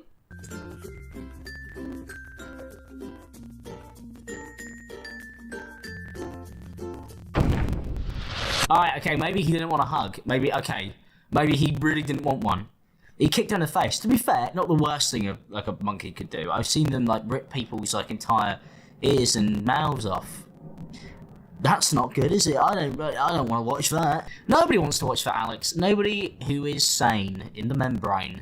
Sets off the blonde hair exotically, doesn't it? And look at the blue eyes. I think I've just fallen in love. Grey hair, look at that, it's blonde. Blonde, blonde, blonde, blonde. You need to change the filter. Alright, get rid of your Nokia and upgrade to a better phone where you got the camera that looks and it go, oh, blonde. I can imagine, look at that blonde. Look, if that's blonde, mate, then my hair is green. If not, I'm going grey. So I can't really sit here and complain. I've got a lot of silver hairs in my hair. A lot of people have been pointing that out in the comments. Very nice of you. Thank you, guys. I appreciate that. I've also got blue eyes. I'm going to end up looking like Paul. That's the curse of making all of these videos, is that slowly and surely, I become him. And I'm going to cry. When I get old, I will cry on TikTok Live, just like him. This is my future. Oh, your hair's grey, mate. Oh, Michael, that flexed me. Oh, I've been crushed by your nutcracker. Oh, your hair's grey, mate. Oh, my poor little sunburn and my hair. Oh. The thing is, he pretends like he's not upset by that, but it's quite clear to anybody that clearly is like vexed him. He is a sad old man. And we all will be one day. We all will be. That's quite like a big thing that's going on. There's a war in Ukraine that's been going on for quite a while. That's a big concern, to be honest. That's a world problem. Paul, what are your opinions on the Russian-Ukraine war? Oh, well, that really says it all, doesn't it? He doesn't care about the Ukraine war when he's asked about it. But when he's asked, do you think it's okay to, like, allegedly be a groomer, like apparently Philip Schofield is, he then deflects it by talking about something else that he apparently doesn't care about. It's quite hilarious. It's like the man forgets that he live streams every single moment on the internet, which he does. He's just a hilarious guy. Why can't you just answer the question? Do you think what he did was wrong? Just say yes, just say no. It would be that simple, and then it's over and done with. But instead, he can't do that. He's got to do whatever this is. And by the way, for anybody who wants to know my thoughts on it, there's a war going on right now, guys. So don't ask me any questions about anything, because there's a war going on. And I don't want to speak about anything, because of the war that I care about so deeply. That's why I'm always talking about it, guys, because of that war that's going on. Look, Paul, if you cared about the war, mention it more. I don't know. Do something about it. Go fight. I can't cope. I need to get the money, darling. Pimlico Road. Just ignore him, please. He's doing my head in. I've got to go and get my card. Look, I'm live on TikTok. Can you drive? Okay, so the context of this, from what I'm gathering from reading the comments, is basically that Chelsea Liart had a meal, had a nice succulent Chinese meal, and then dined and dashed. She ran away without paying for it. Now she's saying, I'm going to Pimlico, darling, to get me card, darling. I'm going to Pimlico, whatever. I guess she's going to go get a card and go pay for it. It's just the thing, this is where TikTok money and gifts doesn't directly translate to real money. She can't use the gifts to pay for the meal. She should have got him to go live and then gifted him. What an insane bitch. Oh my god. But seriously.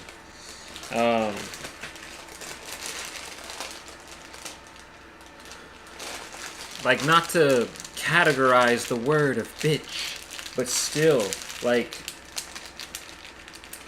the fact that she just uses the whole, I'm live right now on TikTok, so do what I say. Like, what the fuck is that? What kind of mentality have you just constructed in your fucking brain, dude?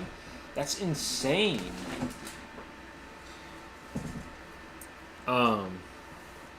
And it's just like normal for her, and she's literally like Mizzy in the fact that she just thinks, if I keep pressuring, they're gonna crack and they're gonna listen to me, and they're just gonna be like, I want to get this over with, so I'll do what you say, please leave me alone. And it's like, that's not how people work, bro.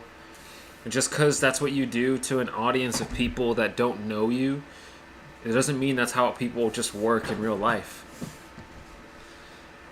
But yeah, she is so damn crazy for, I mean, I'm sure she's not the only person to even do that, but like, I just don't understand how people will do that and just be like, no, I'm a good person, darling. I'm a good person. I do art. And I love the way how, I mean, I'm gonna be honest, British commentary YouTubers, they say everyone's name like it's a slogan. The same way that, like, oh my god, I can't fucking breathe and talk. Ugh. The same way that, like, people, not people, the same way over in the UK, they just have chance for practically anything, like, at any point in time, but, I don't know, they give it some kind of, they give people's names some kind of attitude, especially when it's 3 syllables. Or not 3 syllables, 3 names. That's her name. Her 3 names are 4 syllables or 3 words or whatever. But when it's 3 names, they like give it some kind of slogan of, like, I don't know, and rhythm of like an up down up pattern that just makes it feel like it just constantly flows, you know? It just, Chelsea Liard. It doesn't sound good when I say it, but when he says it, or when any of the Chaos Crew, or the E-Boys, or whoever the fuck anyone else out there watches, they just say it so fluidly, and just all kinds of names like that. Or like how they say their full names, like James Marriott, or I don't know, just other stuff like that. But yeah, I don't know. The amount of money it cost for the meal, that would have been smart. But instead she ran away. Now, the thing about that is, it's alright to go get the money if you've been given permission and you leave something behind, which kind of gives you the impression that you're going to come back and pay for it. But if you just run out of the door, going, I will come back, I swear, you look like somebody who's running away. And people who run away don't usually come back. So, you're an idiot, you're a liar, and it seems like all these guys have realised that they can just like get free food, like it's some form of like life hack. It's not, it's a crime. We've seen Elphaba doing it on Deliveroo, and now Chelsea Liart's doing it in person. It's hilarious, and she live streamed the whole thing, so there's evidence of it on the internet forever, permanently, that the police can use. She's not very smart. Oh my god, what are you doing? The guy, you're embarrassing me, you dickhead. I'm gonna get angry now. The guy's fucking embarrassing her sister. You know, I'm in the public eye, yeah? You better leave me alone, or else I'll call the fucking police. Mental health matters. Fucking dickhead. I'm in the public eye. I'm going to call the police. Mental health matters. You're just a pathetic loser, really, aren't you? I don't know. Her whole account is just like watching a complete like a breakdown of a psycho constantly, and watching it being inflicted on other people. You know, do it in your own room. Be horrible to people on TikTok Live. I have more pity for that than I do for when she goes outside and inflicts this insanity in front of 5,000 people on random people just trying to do their job. Like, these people don't deserve this. They don't want to be on this shitty app. They're normal. Keep them off TikTok. Very powerful, surprising message to the world from Bakary Ogaro, TikTok terror Mizzy. I can't wait for it to be none of that. Unless you're a moron. Only morons would genuinely listen to anything this guy says and believe it has any form of value. He commits crimes on the internet. There's no ulterior motive. There's no cool behind-the-scenes excuse. He's not breaking the matrix or something. He's just an arsehole who's trying to justify his actions, and stupid people like you believe it. He's moody. He's a bit moody. Why are you upset? Because I have a message What's to the your whole message? world. So you see you guys right now, you're using a script in it. You're basically working a job at the end of the day. No script. No, it's not a script. No, Well, we don't use scripts. What- I have a what- script here. Oh, Yeah. He does have a script. I'm a man with a script. I'm an actor at the end of the day. Go I'm an for actor it. with a script. Okay. And I have something I want to say. Go for it. This is a message to everyone. And to get where I am right now to spread this message, I needed to do things in a different way. In a way a lot of people wouldn't agree on. I have remorse, and I know when to take a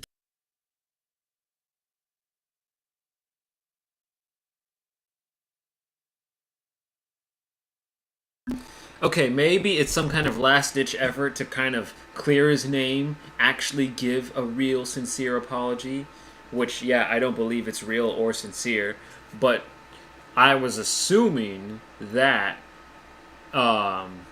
he saw the fucking the Bill Clinton kid, the fucking Orthodox rabbi, and then I thought that he was just going to do the same thing, like, I have a message. This has all been leading to something bigger than you guys could imagine, just so that I could end up on one of the biggest channels around and spread it to as many people as possible while having people already start a conversation about me because of my antics performed beforehand. I thought that's what was going to happen, is some crazy so-called big brain plan. But, I mean, from that beginning, it sounds like he's just trying to give a last-ditch sincere apology. I was going to say super apology, but it's just he's trying to be actually sincere, and I don't believe it is what I'm saying with the fucking air quotes, but whatever.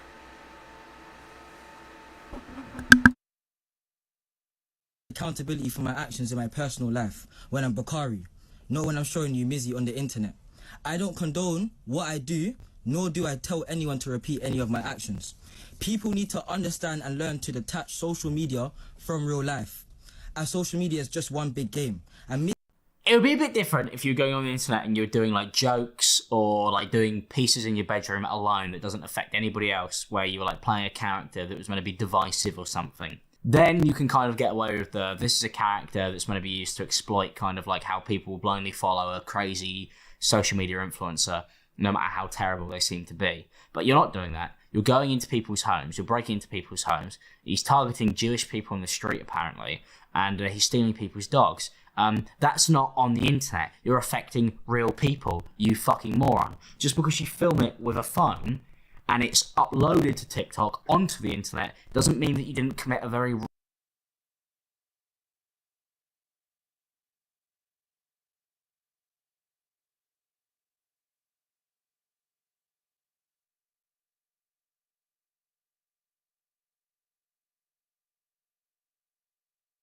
real crime for the video.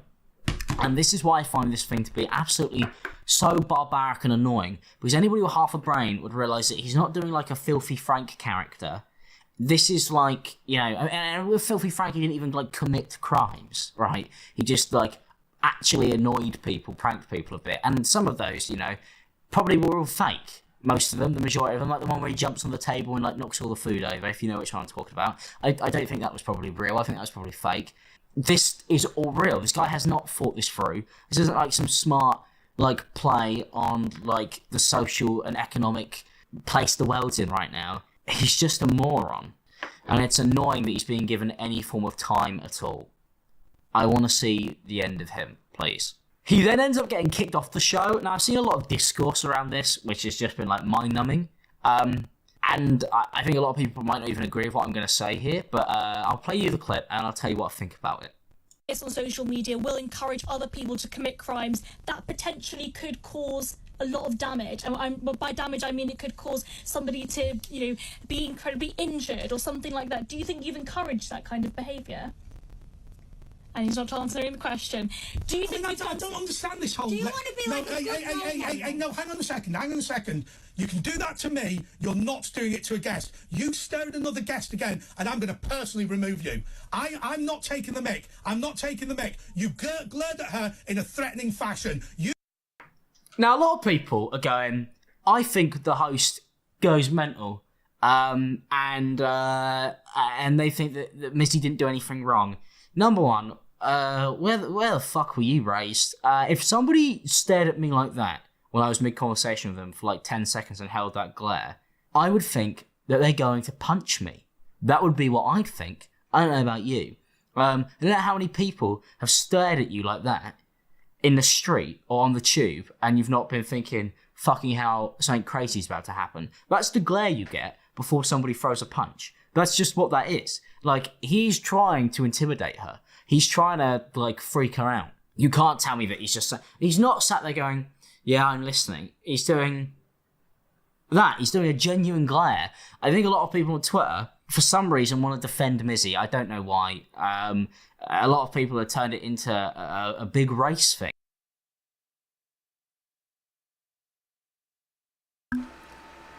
Whatever.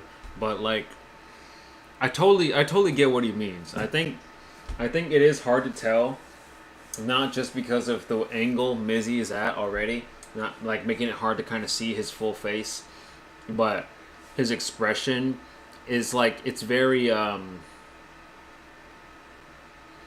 he's just doing it's like extremely centered kind of thing.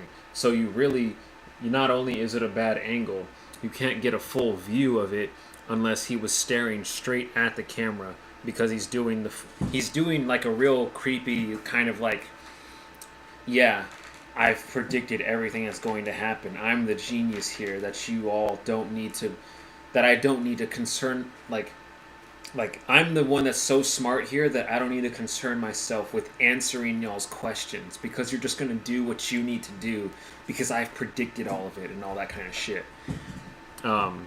That's what I think that he's pointing out, that's what Mizzy was trying to like do there. Because obviously I still haven't seen whatever the hell this interview is, but I definitely think that's the overall idea that he was trying to portray probably throughout that interview. And that's why the guy's reaction is kind of justified. I think it's just a matter of how Mizzy is an overall like small kind of person versus how big the other guy was. Just made it seem like he was overly aggressive out of nowhere, especially if it's taken out of context like that, like how the clip ended and started here. I'm sure that's how it spread around on the internet because of how much people love to just stir things up, to just fuck with people and be like, look at this guy, look at him being an asshole to this guy of all people. What the fuck's your problem? And that kind of shit, just to stir things around. What the hell is that? Is that a Dr. Pepper? Yeah, I don't know. Nasty. But this is crazy too. He's got a rug on. It's one of those sewn ones. I can't think those are comfortable. I think that's light, but I would definitely be wearing a second shirt under this. I just can't find this kind of fabric comfortable at all. Like my mother bought me this shirt and it was like $8 and it's perfectly fine. I don't know what it is, but maybe like my skin is just like, it doesn't really feel it. It's just there. Whereas this kind of stuff material, most definitely, I just feel like every little thing rubbing against me, and I'm like, oh, I'm getting itchy. What the fuck? Stop stabbing me. Ugh. It's I don't know. I hate it. But anyway, yeah. Oh my fucking god! What? No way. What is that? I can't really I don't remember what that is from Star Wars. I think it's a Star Wars thing, I'm pretty sure. But yeah, I was thinking about busting out one of my sets and trying to build one of those while I watch videos, but I don't know, maybe I'll do that later after I play some games or something. I don't know. I don't think it's like that. I think if you stare at something like that, especially a guy who literally breaks into people's houses. This guy's a criminal, by the way. Don't forget this. This guy commits crimes. He steals people's dogs, and he fucking goes into people's houses when the kids are in there. He's a threatening bloke. If he stared at you like that, you'd be off-put. You'd be like, what the fuck is this nut job going to do next? You can't tell me you wouldn't. If you do, you're lying. He's irritating, and I hate him. You do that, I'll drag you out by the hair, and you can be as hard as you pretend you are. You can be as hard as you pretend you are. You apologise to her right now, or you're leaving. You know I respect you, but I'm done here. Good riddance to bad rubbish. Threatening guests does not happen on my show under any circumstances. Reem, I'm very sorry, but the way he glared at you is not acceptable. We never should have had him on the show. I didn't even want him here. I think the guy's a complete and total fool. And the fact that I attempted to have a sensible interview with an idiot like that is absolutely disgusting. Honestly, I completely agree. I don't understand why anybody is letting this person on the show. I know it's because it gets engagement, and I'm watching it and I'm contributing. But it's too late. Like the train is left the station. Mizzy is going to be a person who everybody talks about for a week, and everybody's going to forget about him. Yeah, incredible. But I couldn't agree more. He's a fucking nuisance, and I can't wait to hear the last of him. Hopefully, very soon.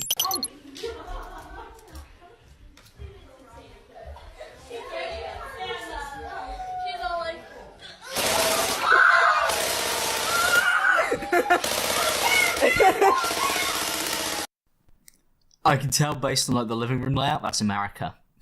They teach him young. A walking red flag. Honestly, if any of you are seeing a walking red flag, please stop drinking the alcohol or taking the special stuff that you're taking, and maybe seek specialist medical advice. You literally are a walking red flag though, Paul, because you're bright red, mate. He actually is a red flag. He's the biggest red flag in the world. Because if you see a walking red flag, you're seeing things you shouldn't be seeing. So thank you for helping everybody there, Roots. Thank you. I told you it was educational live. Told you it was educational live, guys. Hello. When I say you're famous or infamous, my eyes are blue, aren't they? I am very famous, to be honest, and you keep coming back more and more. Who's this? Fucking hell. Yeah, I mean, he's not wrong. It seems like he never goes away. I mean, he's basically a majority of... God, that was actually fucking nuts right there. Like, from the first clip, or I don't even know if it was the first one, but from the one earlier, it seems like his ego is genuinely inflating so damn much that he's starting to think he's just invincible to anything. He can just be a part of any topic, and he'll just not care because he'll get away with it by just walking away and being famous somewhere else or something like that. I don't know, because it's so fucking crazy. Like, because of the way he just throws out, I have blue eyes, you know? Just in case you forgot. I'm like fucking gorgeous looking, in case you didn't know that. And it's like, what the fuck? What do you mean? What are you talking about? Why do you need to bring that back up right now? What the hell? He's fucking crazy, dude. He's fucking crazy. But, I mean, man, that's why people keep clicking on the videos. I mean, you see his face on someone else's thumbnail, and it's like, oh shit, what the fuck did he do now? Mm-hmm.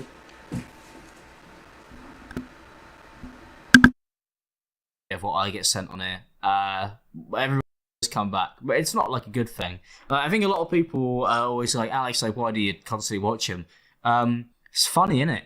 And he's interesting. I am interested in what's going on here. Like, I kind of am fascinated at where it's going to end, because it's going to be over soon. I think that this has got very little legs left.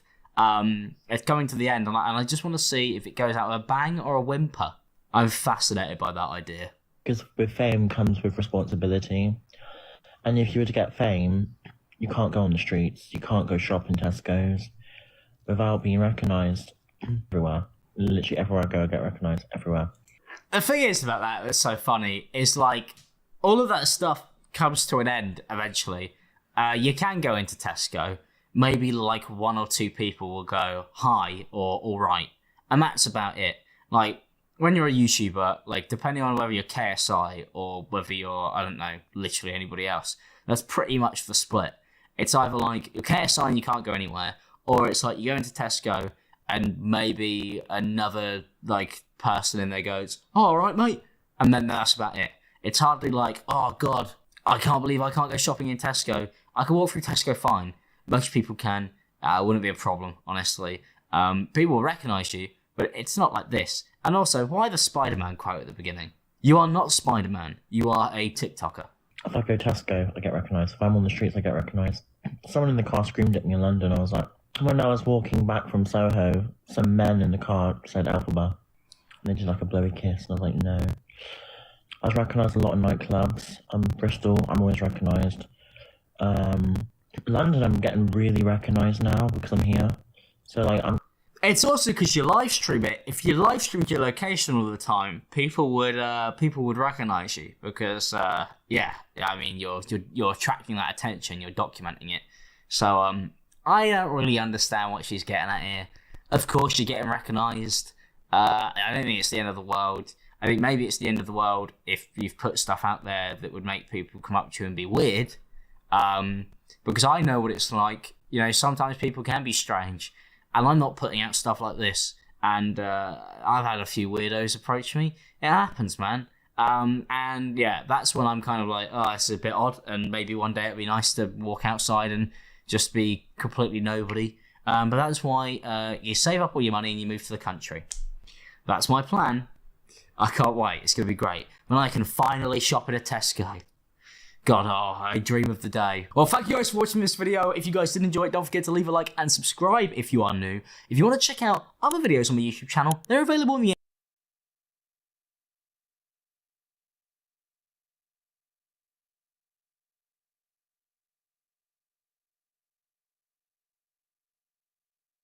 It was a good video. I'm just wondering how this is gonna work now. I feel like I hope the camera. My thought right now is that it's supposed to show a camera somewhere. It's supposed to be a little square, like I guess up here right now. Yesterday or yeah, the last time I had it down here and I didn't play a game, so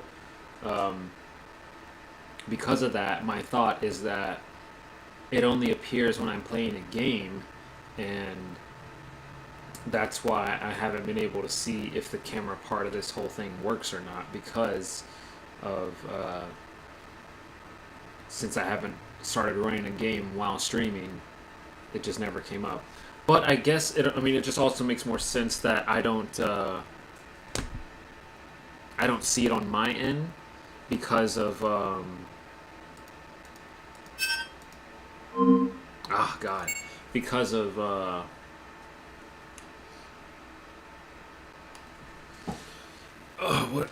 I don't see it on my end because it's like a stream overlay that'll only appear on my stream so that it doesn't interfere with my gameplay. And that's the thing that I hope for when it's coming to all this whole programmed is just like automatically able to stream another app through your device or whatever, because I'm using the GeForce shit, and I mean I don't know how any of this shit works, so I'm just hoping that it does, you know. So I'm gonna, oh, not that one. I'm gonna close that, not fully, but we'll put it down there, and then oh yeah, it shows me right there. Nice.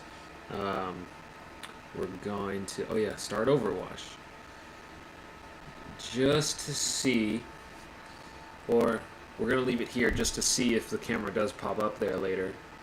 But I think maybe also I have to bada boo. Oh yeah. Sorry, that's probably loud. There you go.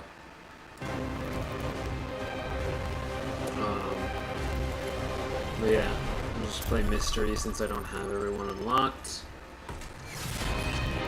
Arriving at Chateau Diaz. And now we get to experience the delay.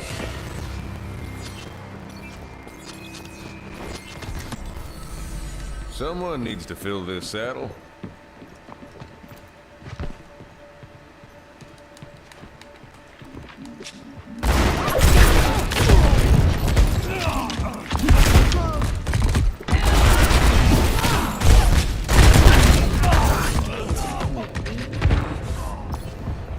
Turned that shit already, and then it just missed him, and I can't fucking adjust because he already shot his bullets. Sharp this time.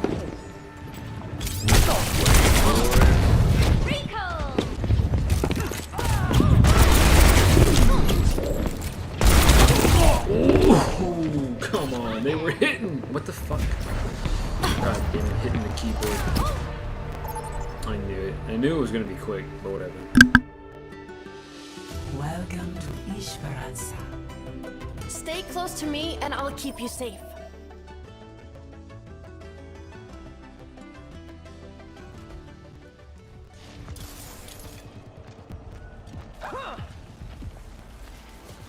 Five, 4, 3, 2, 1. Objective taking place.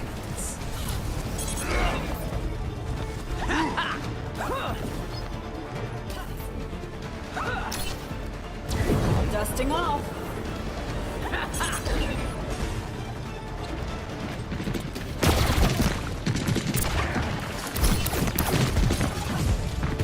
Advancing upward.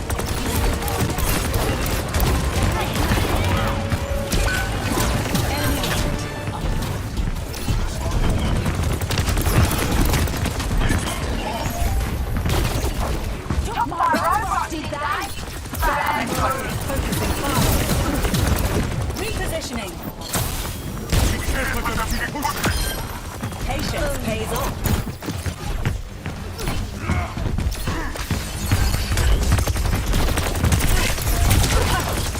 Dusting off.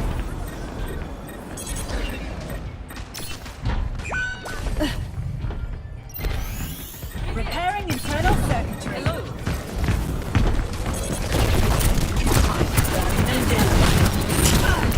I have the escape packet back! Going up. You have my thanks. Let's stop them in their tracks! Don't worry, I'll be right behind you.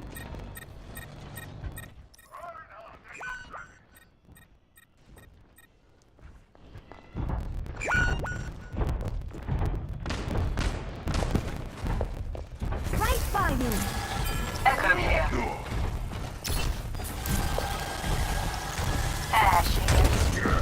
Feeling more powerful? Stay behind me, friend. Taking flight. There's the enemy.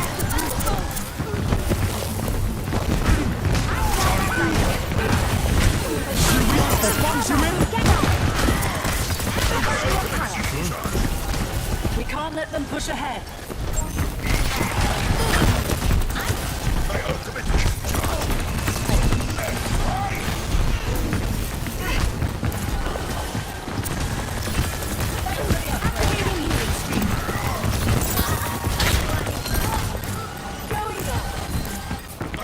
Heroes never die.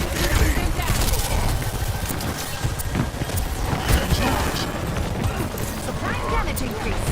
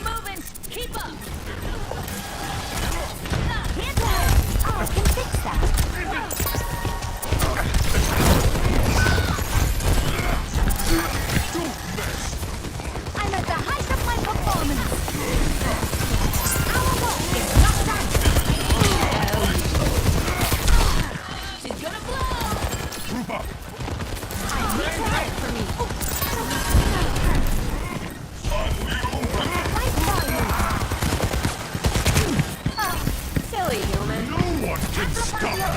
We'll do her on the bridge. Robots pushing. Let me tend to that. There's much for you to do. I'm here to support.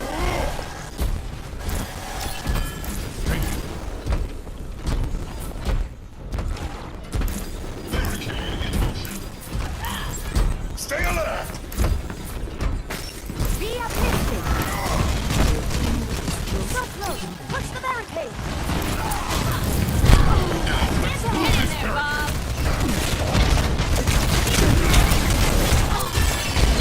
Heroes never die.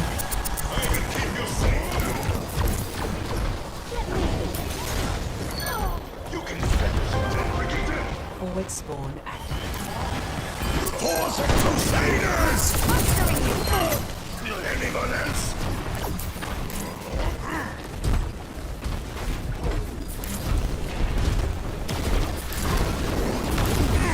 I'll make sure that doesn't stop. Let the Kitsune guide you. Pushing ahead!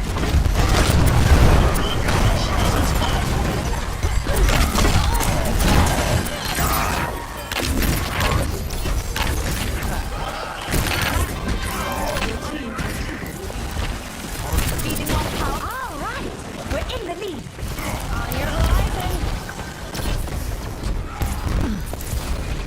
I get the idea. I'm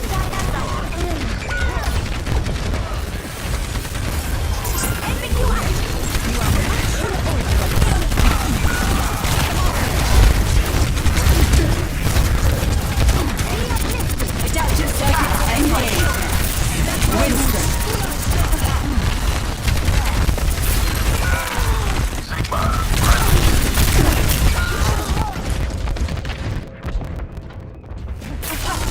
Regista at your service.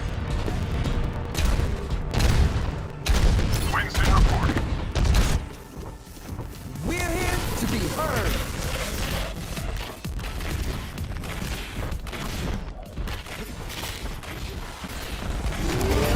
Forward spawn.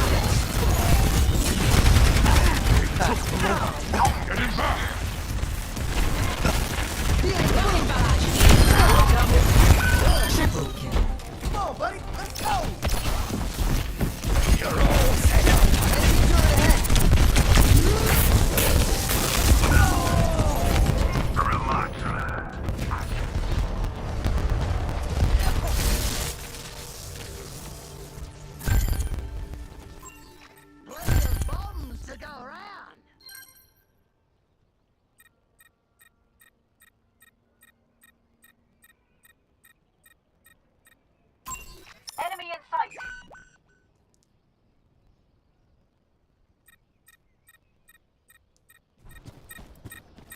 Spotted a turret. Sombra 2 online. minutes remaining.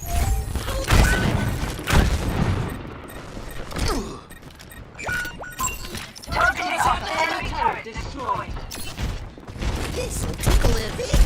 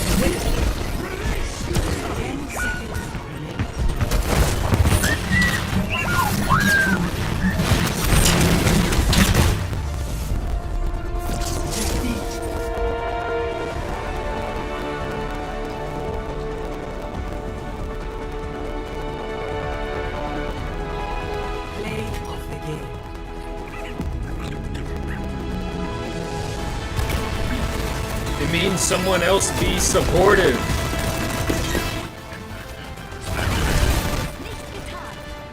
One person? Built like a support. Oh, I forgot. I forgot I forgot it closed the game. I'm so used to the bottom thing is the fucking exit game. God, I know I'm gonna do that a few more times, to be honest. But I was really trying to focus also on the fact that I want the fucking camera to be there, but it's not going to be, so this is lame. I have to like move shit around just to make shit appear and make sense. But seriously, I mean, for one, I've never played on a fucking mouse and keyboard. I've put a total of 2 hours into playing like that out of my entire fucking life. So I'm not doing that right now. And two, it's so fucking stupid how you're supposed to fly with Mercy. Like, the whole, like, directional jump afterwards. Like, you can only do that shit with fucking multiple fingers. And I'm just so used to using two because of all the joystick stuff. Most of the things, even in Call of Duty, you just need 2 fingers to just move stuff around, press the triggers, and then sometimes press the buttons when you're not moving. Because it's hard to move, aim, and press buttons at the same time, but that's how you're supposed to fucking fly with this bitch. And I'm just like, okay, fuck you for putting just all the pressure on me for no fucking reason. Get your own fucking support, get a fucking better character, or get some better aim. Arriving at Shadow Neon. Huff your own copium. Someone needs to fill this this. Fucking shit too. I can't stand that it fucking... I can't just move the mouse off the screen. I have to like press a button and move it around. And then god damn it. Nice.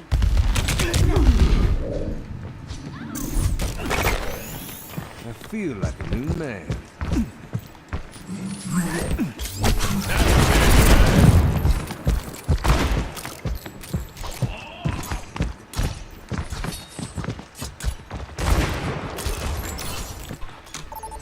Plus, just talking in games is cringe. Welcome to Oasis. Another day and another mission. Man, I'm so excited.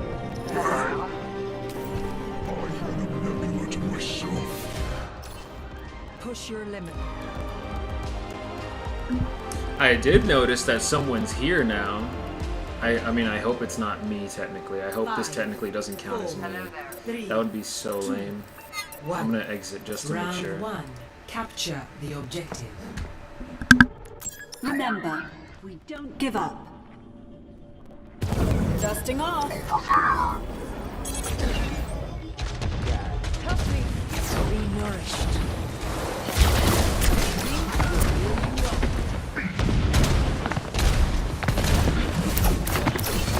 Going up.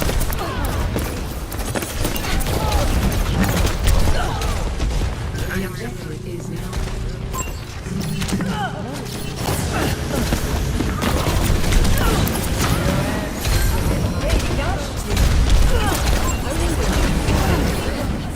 Misery made nothing.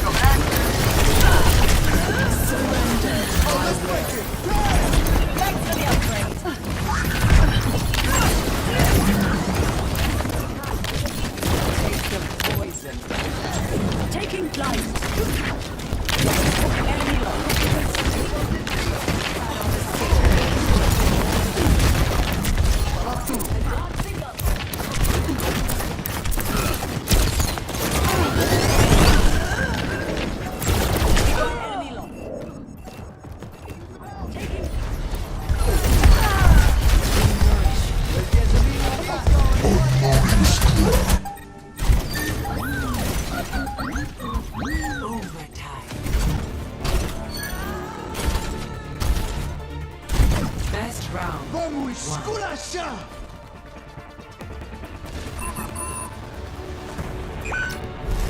Score 1-0. We're in this together. All of us. Oh, I live for this.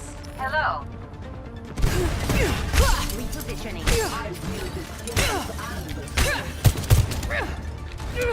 Je sens que vous êtes bien mis. Don't lie away with my house. 5, 4, 3, 2, 1. Round 2. Capture the objective. Solid work. Keep it going. Dodge this. Time for a fight! Make me proud!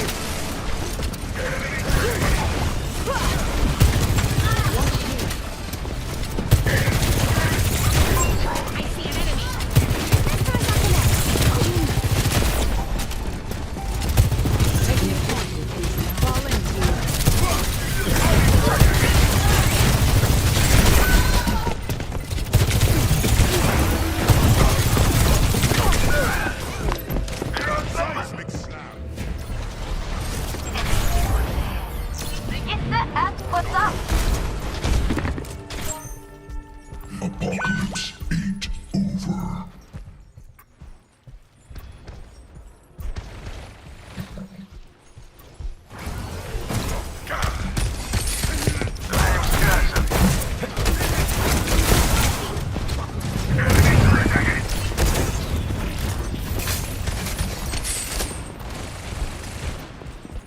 Enemy turret destroyed. Converge on the objective.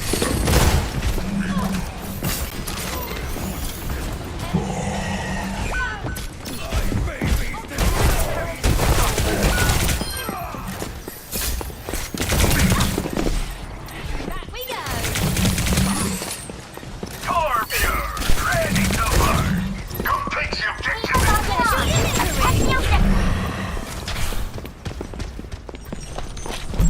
Need help here.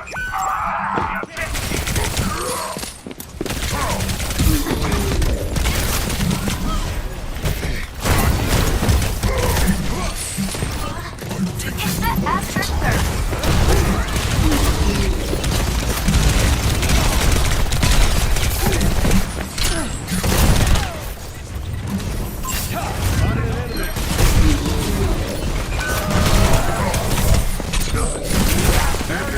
Unsuccessful.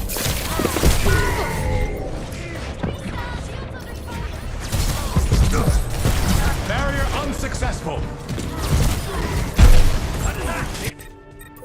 Our future will be forged in conflict.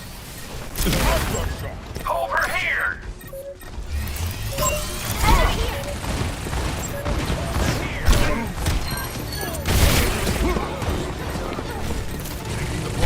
Watch my step first here. Rocket punch.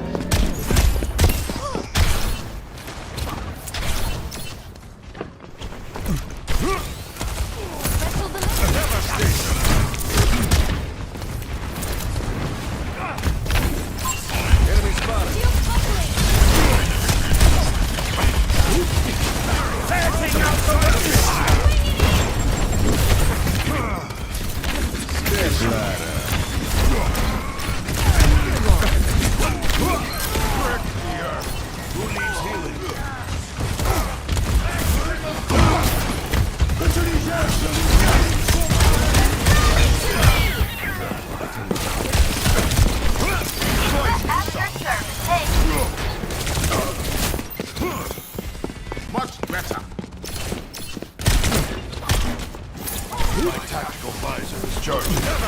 attention. Over there. Enemy spotted.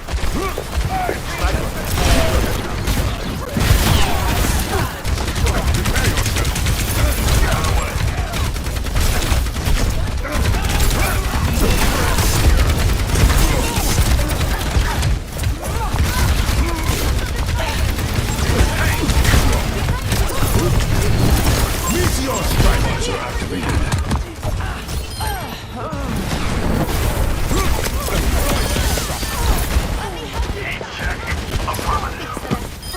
There's more than one road to the shield. Seismic slam.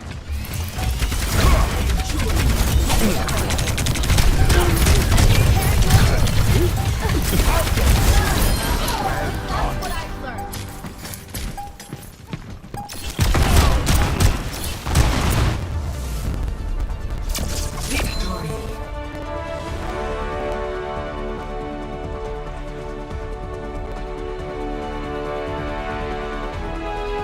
Play of the game.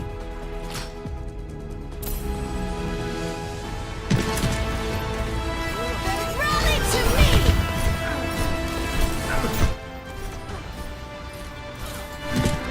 I wanted to go for that junk so bad. Like, I wanted to get Junker Queen, but I was like, I have no idea where the fuck she's going. If she's gonna go for the health or just retreat completely.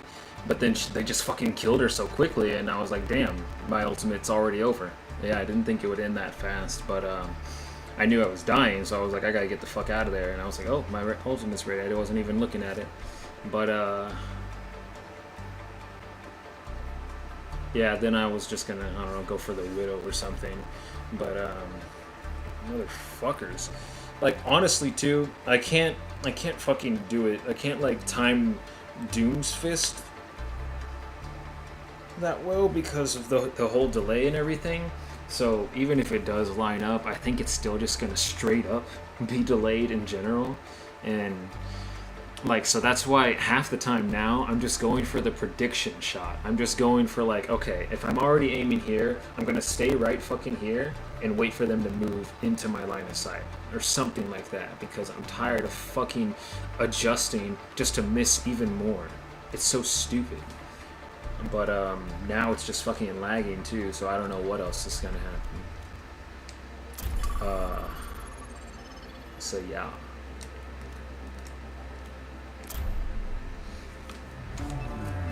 Now traveling to Petra.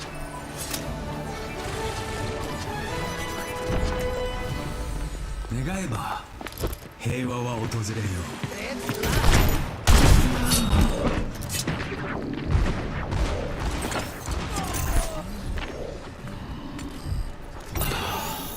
I am returned.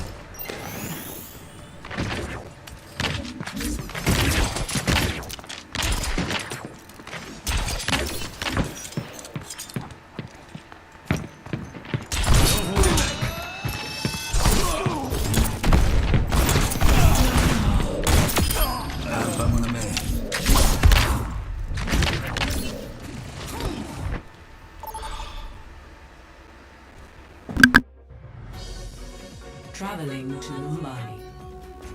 Quick on our feet, hard to defeat. I'm here to support. So, don't take it personally when I get the most kills, okay? Like, really? I don't think it's that support is a bad character or like a bad like role in the game. I think more like because of how simple healing is. I mean, it's a good thing. I do think also that healing, I guess, should be less effective than damage overall. Like in overall like specifications, healing should not be adding as much health as much as damage can take away from health in an overall standpoint. So I don't know if people can argue whether what's balanced about that or not, but still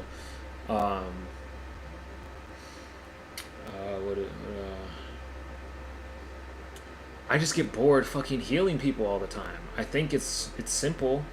I think I do it better on my PS5 because of the lag that isn't there. But I'm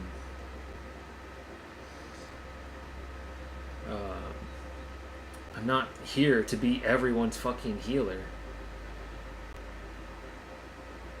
I want to fight, and then yeah,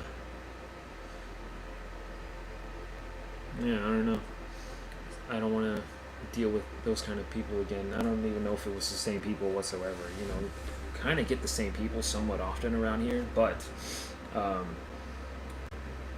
like I swear, everyone in most of these games is really just the same. Like trying to call out trash, even when their stats are lower than everyone else sometimes, and it's just all over the place about people that are ignorant or upset or whatever the hell, you know.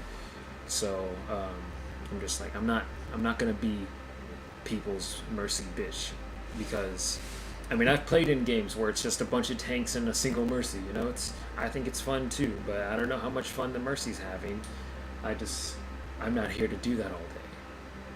That's not what I'm here for. I'm not here to let everyone else do a bad job at winning. I am here to just destroy shit. And it's hard to do that with a fucking delay.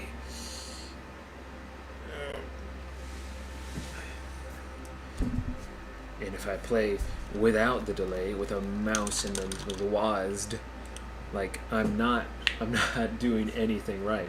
I'm walking forward and shooting. I'm not using my abilities. I'm not crouching. I'm not jumping out the way. I'm not gonna fucking predict anything whatsoever when it comes to how the enemy's abilities would react to me, like getting out the way of Moira's orb or something like that. Like I'm not gonna fucking be able to do that because my fucking fingers are just gonna press 3 buttons at the same time because I don't know where the fucking keys are, and then yeah. I mean, I feel like Tim. I feel like Tim right there when I have to explain that kind of thing, but still, it's just a thing right now. I don't play keyboard like that, and I mean, I really can't stand how much the delay on here is, or whatever. Now traveling to Petra. Someone needs to fill this saddle.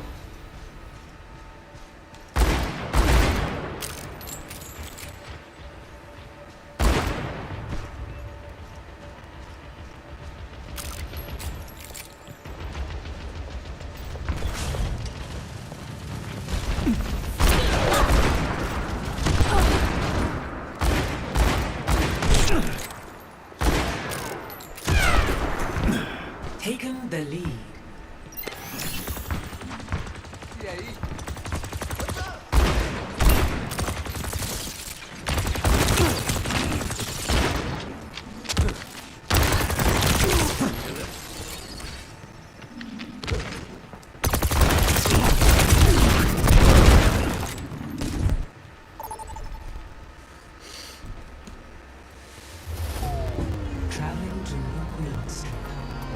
Systems calibrated for maximum cooperative behavior.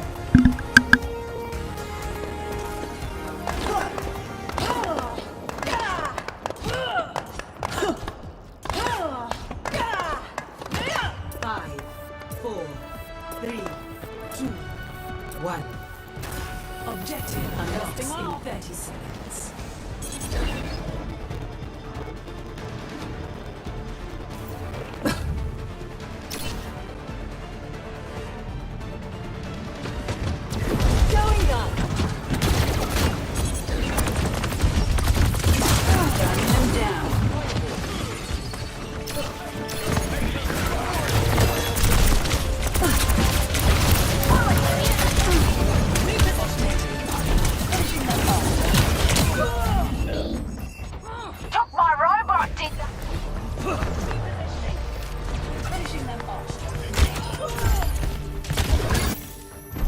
Tools in hand, train in gear. That's not good. We have to stop them. Enemy turret ahead.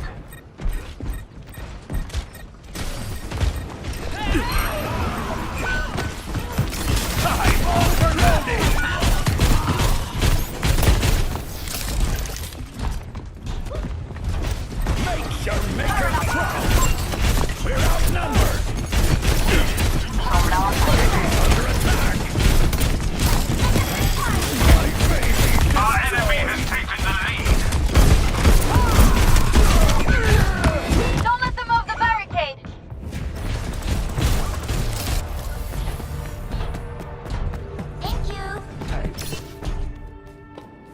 find my own path.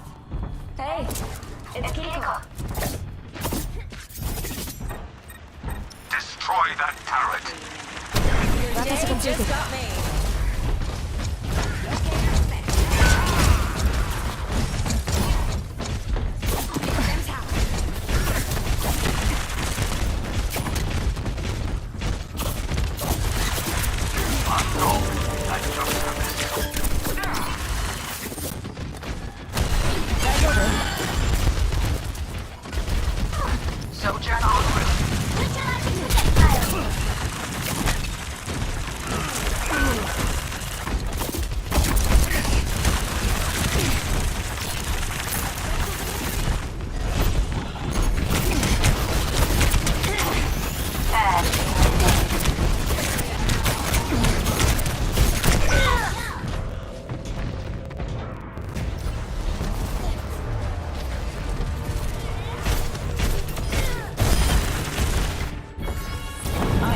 Ready to learn.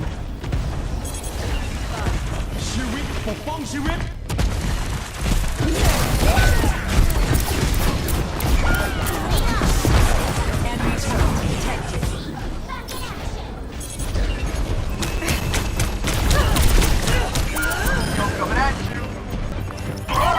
Eliminated. Storing health systems.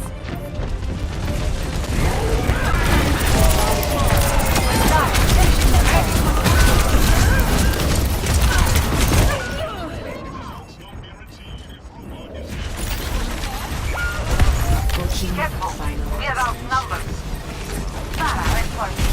Enemy turret ahead. Spend every moment growing into who you truly are. Come here, lady.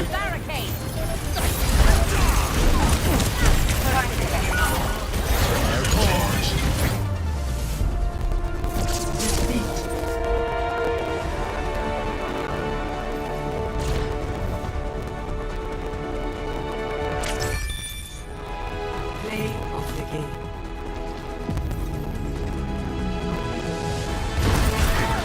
Turning up the heat.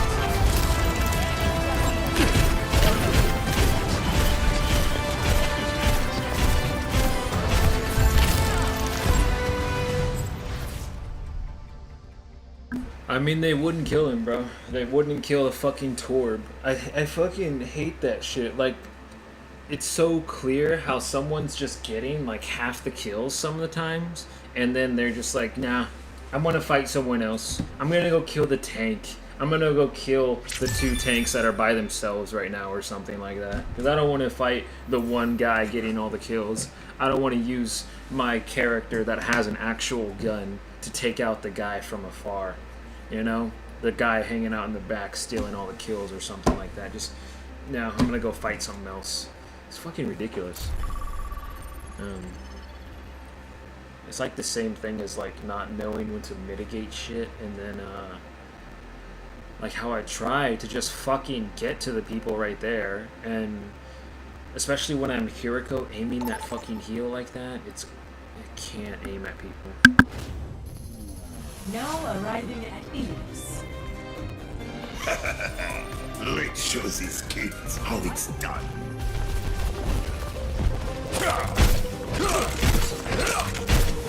Stick together. Let me take the hit.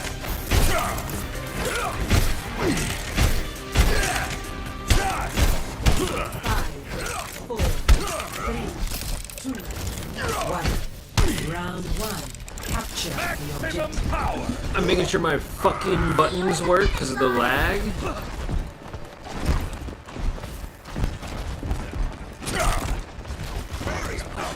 They're going to love this.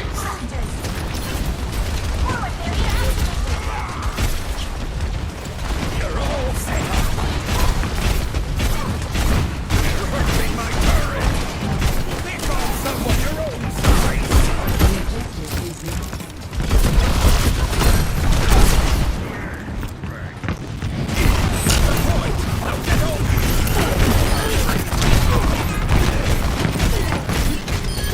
Some fate is hospitality.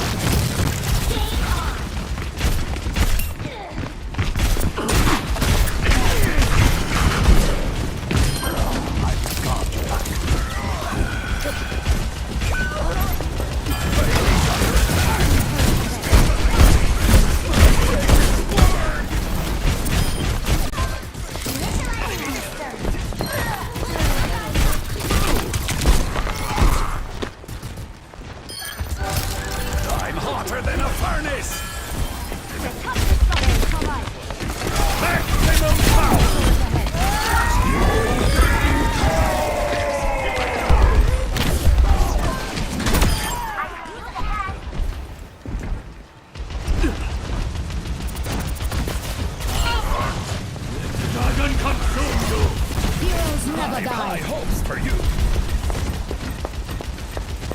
Turret's under fire. Turning up the heat.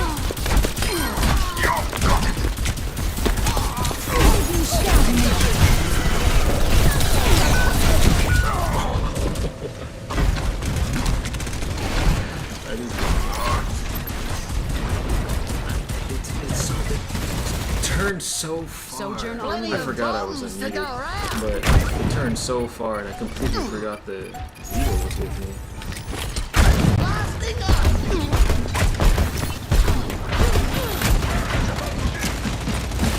We are falling apart.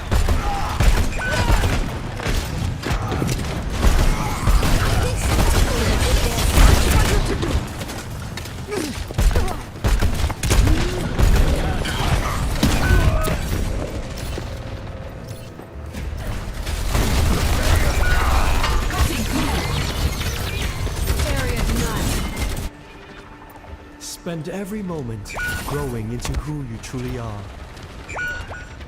Orisa is here.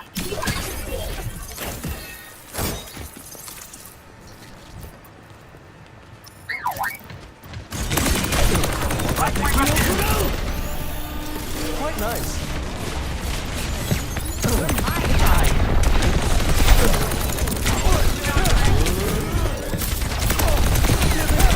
Optimus 4.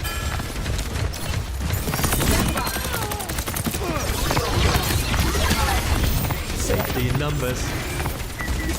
Feeling better, I hope.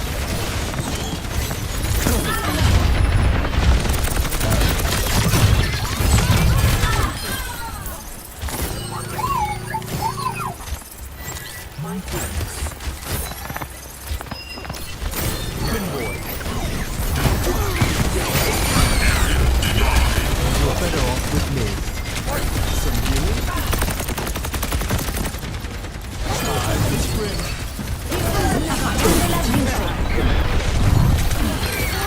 An unwise choice. Ah, together then. Bye-bye.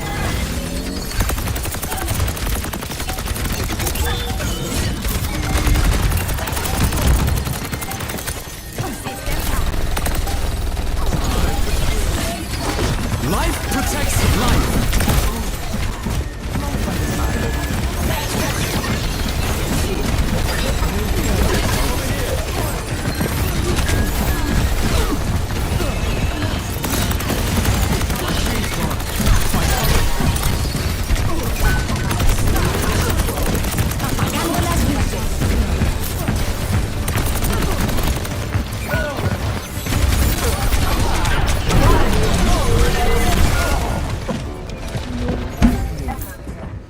How do I not get out of that already? I instantly dash. Mercy on call. Best round lost. Time to save the world? Game on! Score 0-1. I aim to devastate. I was in the fucking sky.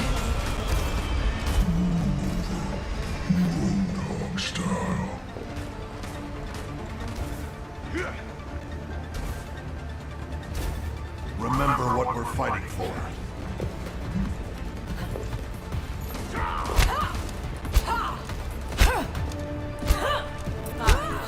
4, 3, 2, 1. Round 2. Capture the objective. Over there.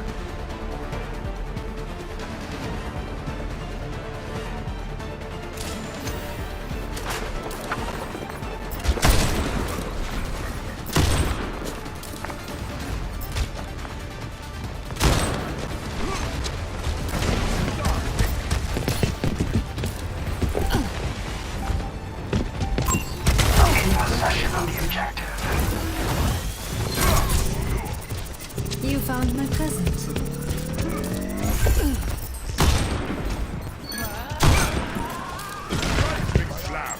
Over there.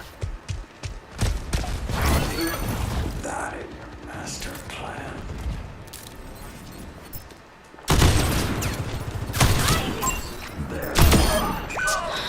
Hubris. I needed that. Tracer here.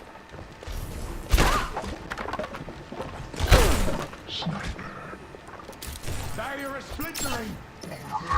Barrier unsuccessful.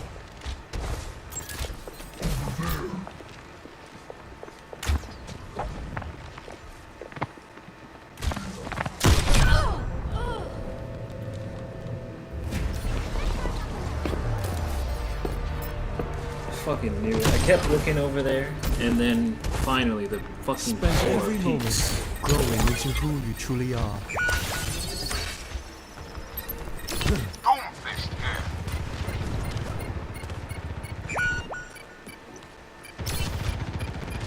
Jump off! You're better off with me. About.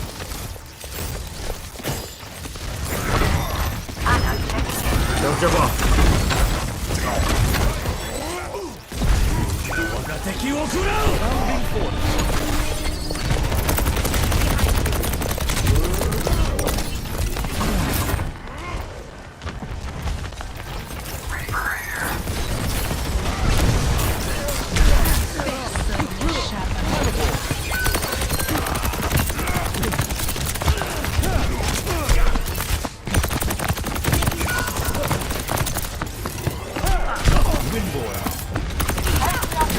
Safety in numbers.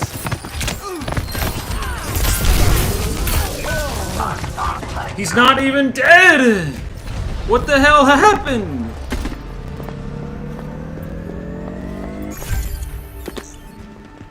We will crush them. Sombra online.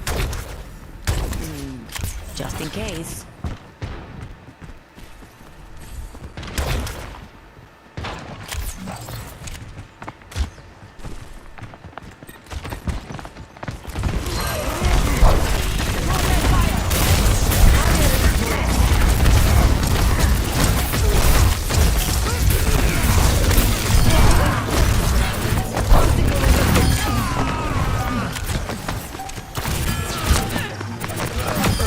Неплохо.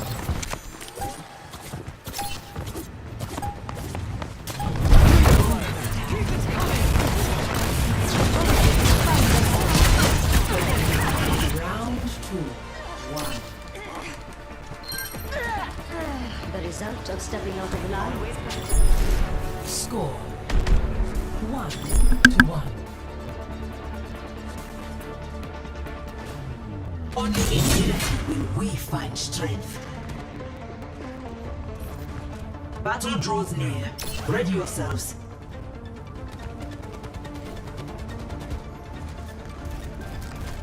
Stay in.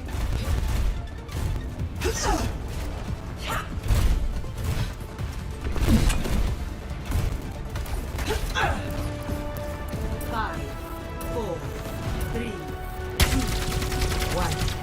Round pushing forward. Capture the objective. This is no time for speeches. Just get the job done.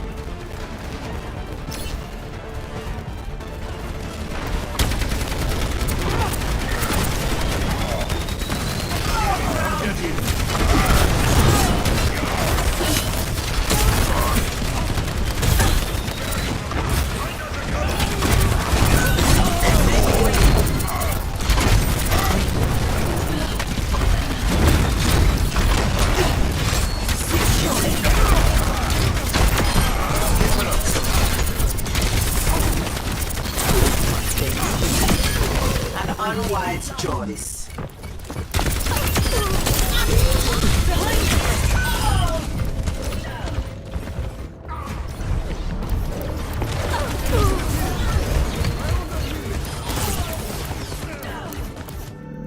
Why seek answers when we do not know the question?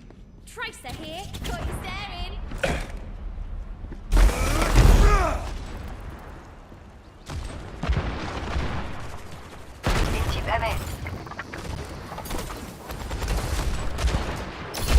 The barrier appears! The barrier is weak! The barrier has fallen!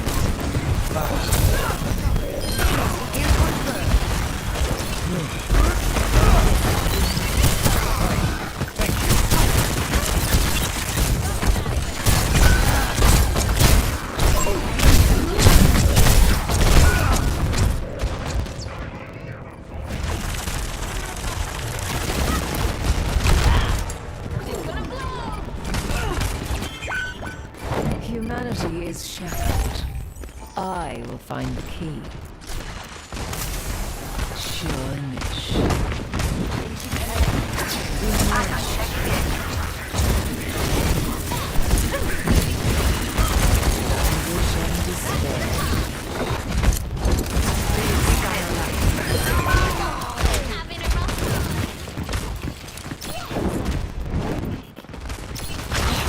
Receive my aid. Widowmaker here. A taste of poison.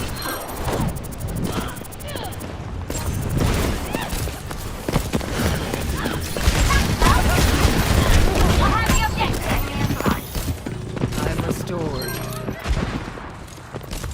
She's gonna blow! On the objective. Manifest. And get over here.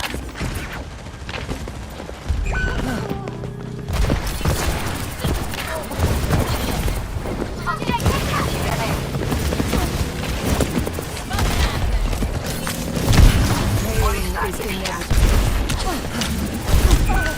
When he was before. Can't stop me now!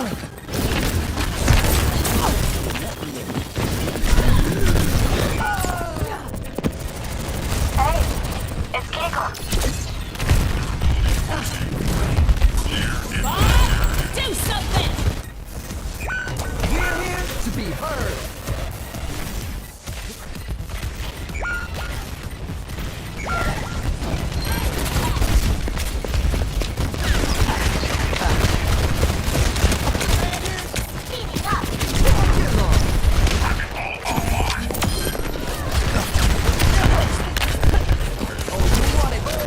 I'm on the point.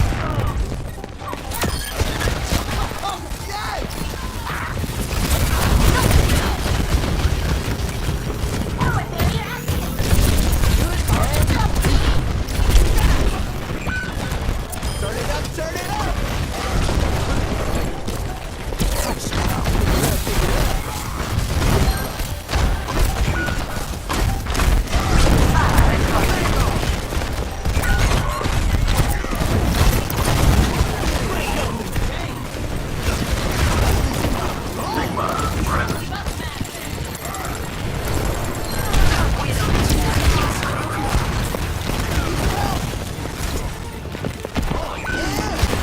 Oh, let's break it. Dang!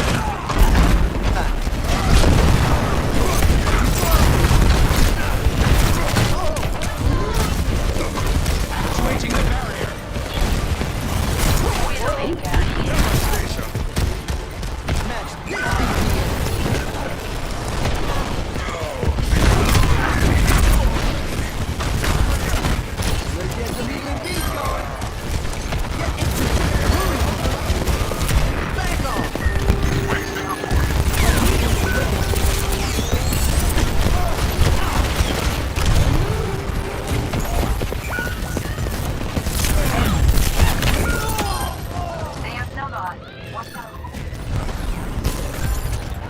Happy to assist.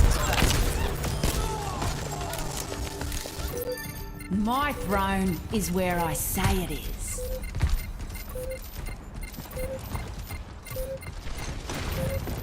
Objective secured. Let's come together, team.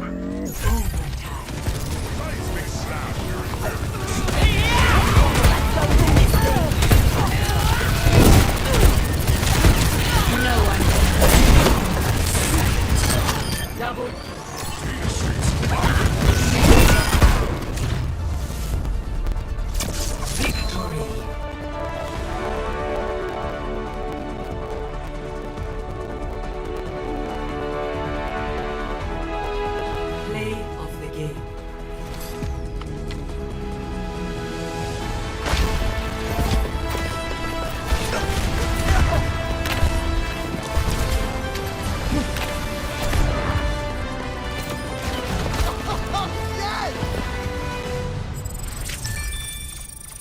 I mean, that was just too easy. Cool. But, cause, yeah, like I said, doing, like, the flying in this game, you have to do 3 things at once, and my fingers are not good at that. But then Lucio, you have to do kind of 4 things at once, because it's really much better when you're, for some reason, leaning your like movement stick towards the wall to like magnetize toward it, kind of thing. You're not actually magnetizing it, but it like increases the control of gliding across a wall that you're like just gliding against, instead of actually sticking to the walls like it kind of would in a normal game. Because yeah, the wall riding is awful. It's not that it's an awful mechanic, it's that the maps are complete dog water for wall riding. There's so many things in the way, and it's just like, how am I supposed to make use of being able to traverse practically anything if you have like 20 different mini hurdles to go through, while your character's whole ability is designed on sticking to the surface? Like, it's dumb. That's why that map made sense. That Atlantis map, the fan-made one that they had over here, they were like, you made it, so we put it in the game. Okay, you made it, whatever you want to say, but still, that one made so much more sense than any of the maps they have now, except for the Arctic ones that they had last season, I think, right? Those ones, at least, they're like smoother surfaces because of all the, I guess, metallic solid like structures, so you can actually fucking go in a bit of a circle on those things, and it makes sense. Whereas everything else, it's like you're moving like just across all the window frames and the I don't know, the lights and the other borders of other stupid things that are there. It's so weird. It's so weird. I mean, it matches the style of the overall like artwork of Overwatch and all that, but just everything in there for the aspect of everything that all the characters do, it just doesn't make sense to have so many fucking obstacles in the way. At least obstacles that aren't designed to be some kind of joke or maybe play a trick on you every so often, like the whole dummy thing, like a pop-up cardboard dummy of something, you know, like in a shooting range thing. Things like that would be like a good joke because it's a shooting game, but just all the cars and the street signs and the light posts, oh my god, they're awful.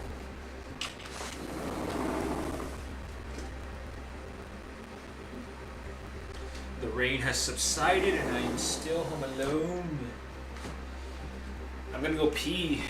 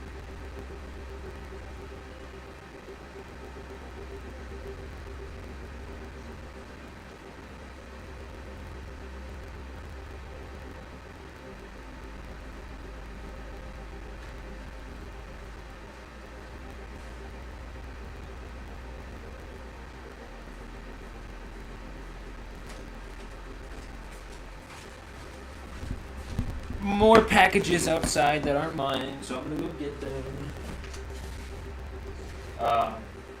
Or I'm at least gonna check, because I can't even tell from this distance, to be honest, but hopefully it's fine with all the rain subsided. Subsided, like I fucking use that word normally, whatever.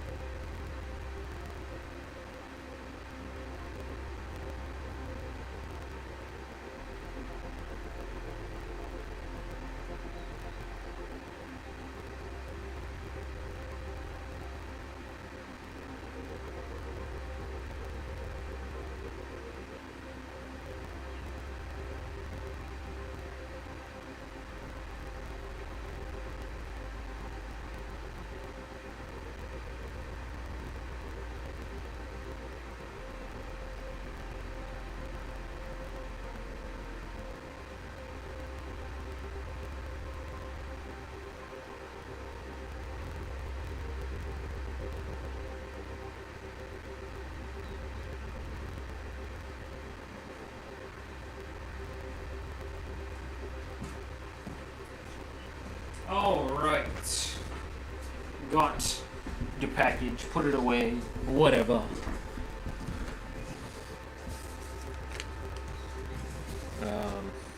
Yeah. I mean, I want to keep playing at least, like, to unlock the fucking characters already, but I just don't want to deal with the delay, so I'm gonna play something else. What should we play, Brit?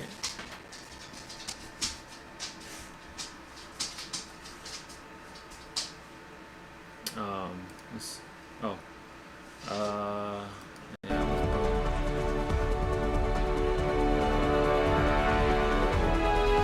Play of the game. No, that's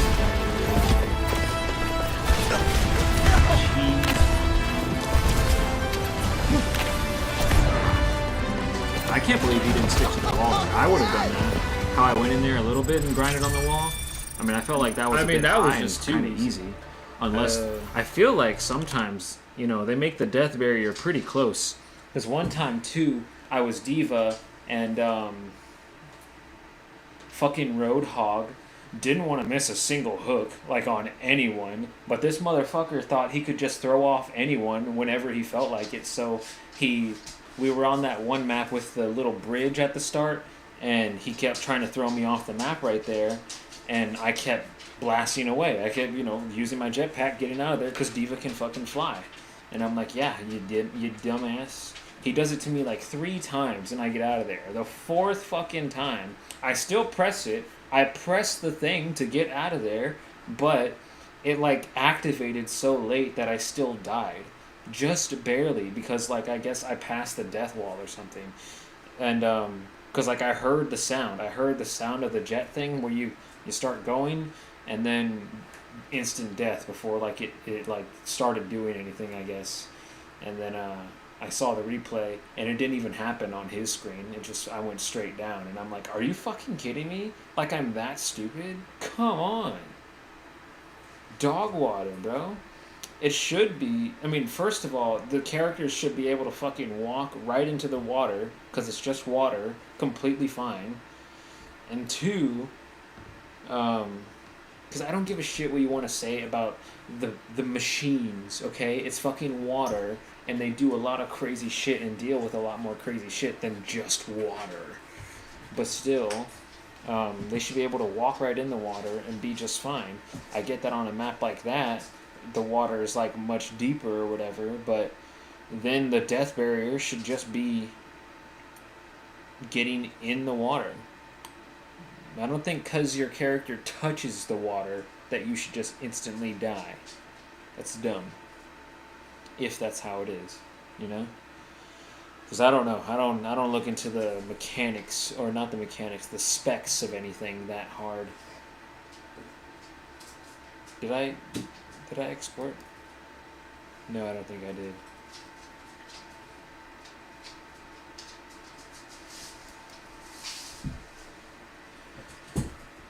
No, not Apexer.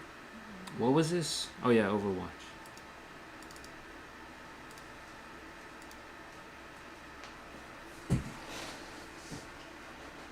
You didn't even finish your food, I bet. I'm gonna go see.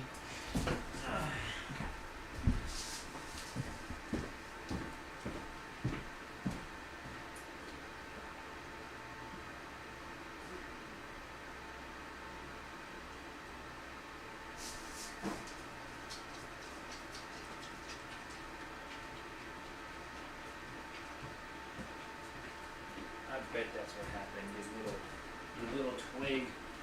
I'm not calling him a twig to insult him, I'm just saying he really is skinny. And maybe it's something we should be concerned about, because he likes to skip breakfast. And it's like, hey man, if you're already this thin and skipping breakfast, what's going on? What's going on in that little doggy diet of yours? What the hell? When did that happen? Overnight? While I was asleep?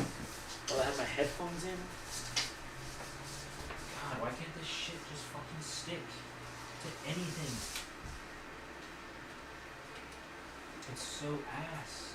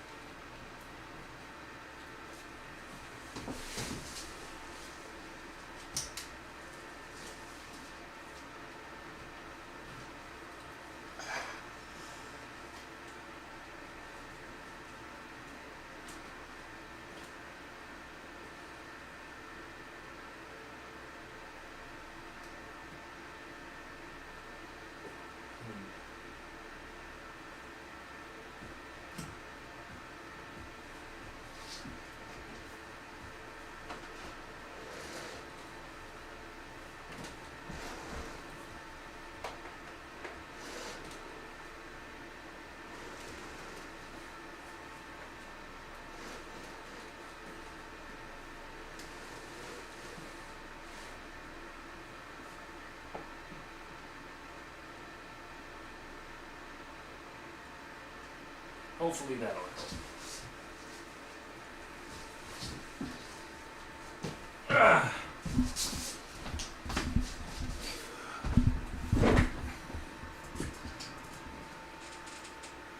Anyway.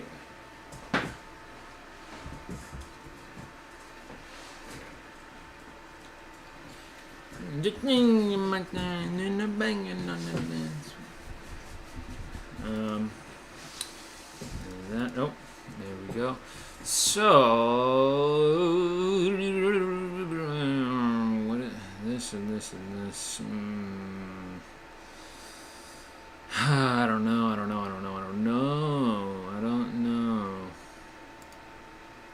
Let's check out what if something else is uploaded. Here's like I thought. Oh, another one, of course. My lame addiction. I bet. I mean, now I don't know. I kind of want to. I want to do this thing that I always do, where I usually, when I'm playing or when I'm listening to a video, I usually just start to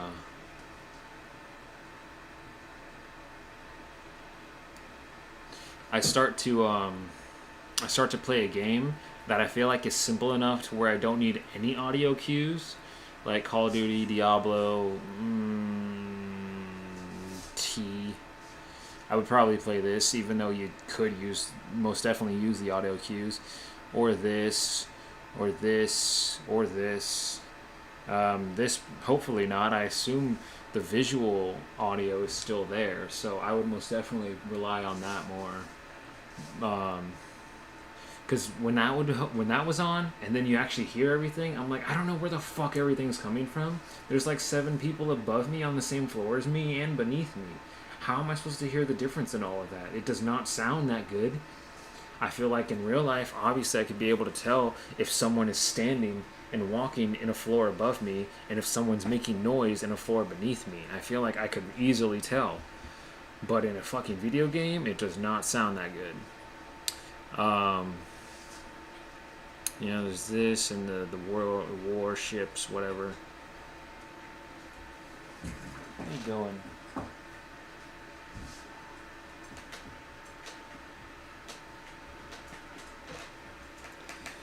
But, well, I guess now I can just put my headphones on and react to stuff as well. What to play while doing so is the question. It is the question. Yeah, how about Rocket League? I guess. Maybe finally I'll start.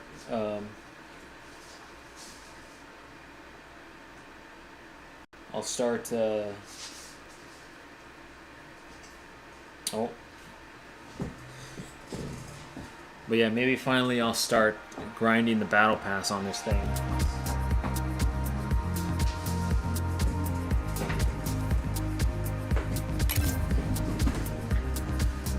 Tune up your drift cars. It's cool colors.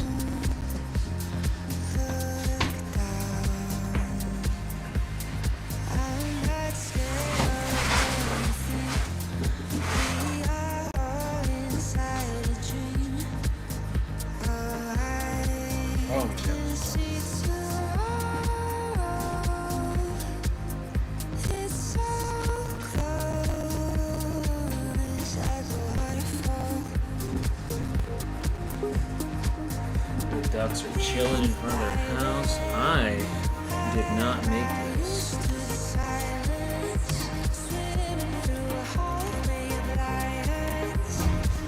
Wow, we got 3 models on this.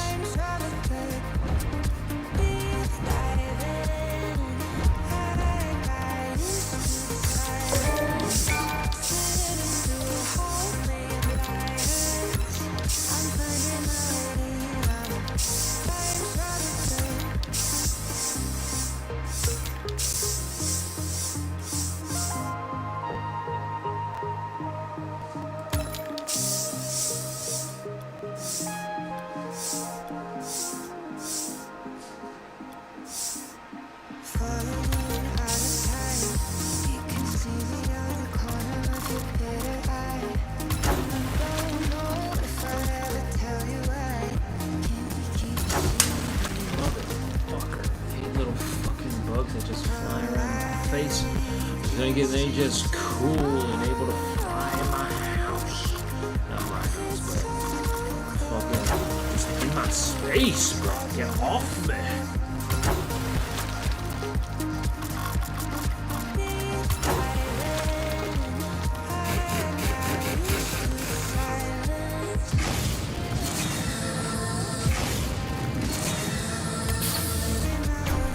Damn, no hats.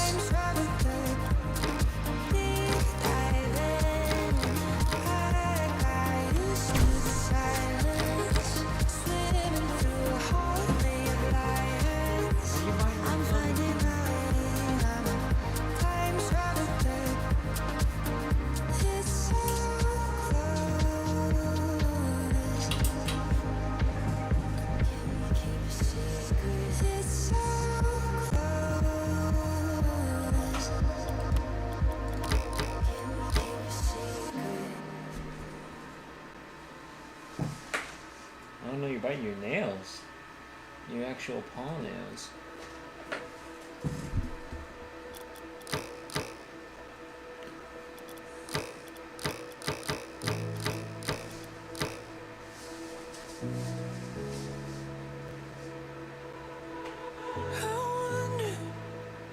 Could anything ever be better than this?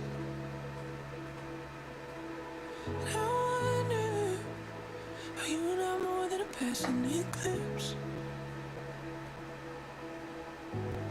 Days in the sky, the sun and the moon up, shining in your eyes. Looking at you like shooting stars in your atmosphere. Love the way it feels, yeah.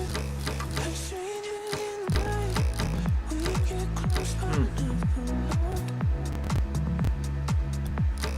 Hold me in your light. It is in alphabetical order, right? I assume it is.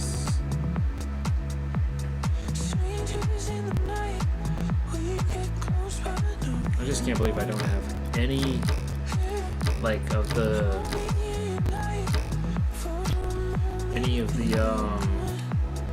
like, I don't know, pre-existing collab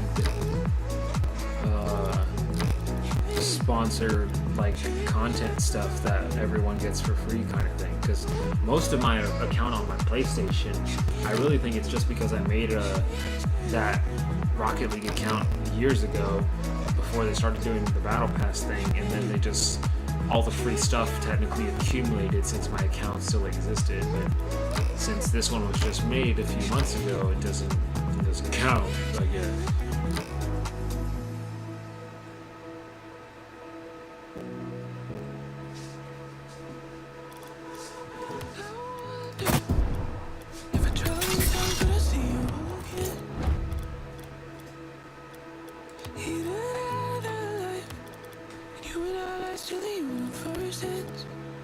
Oh yeah, how do I...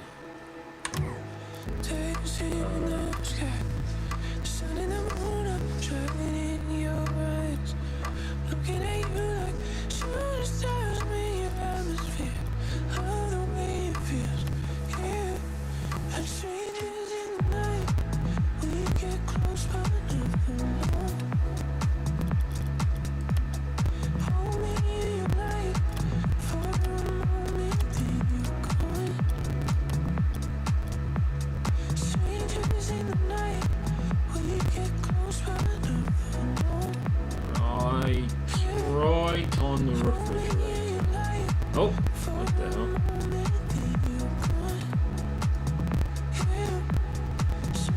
What the hell? I can't make it any smaller. Alright.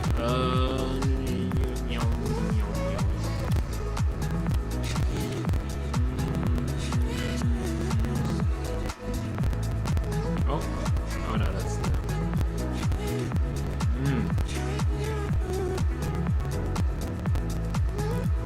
Motion blur. No, I don't want to. No. Nah. Ambient. Oh, I thought for some reason my mind was saying collision. Anyway, high quality whatever. Weather effects.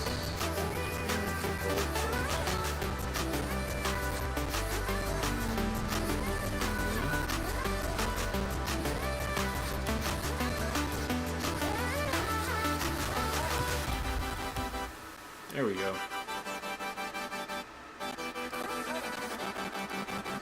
Alright! Alright. See, like that. Like in that fucking video. That last YouTube video that I made. Oh my god. I feel like I did make that joke before in another video, and I'm like, damn, I hope I'm not so forgetful that I forgot I made that joke.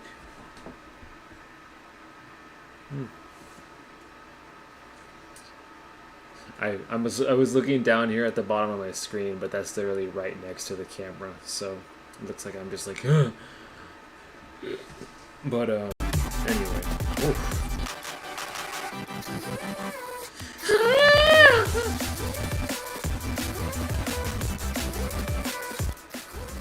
I mean, I've always thought too, ever since I first booted up the damn thing, I was like, oh, okay, the music in this shit goes hard.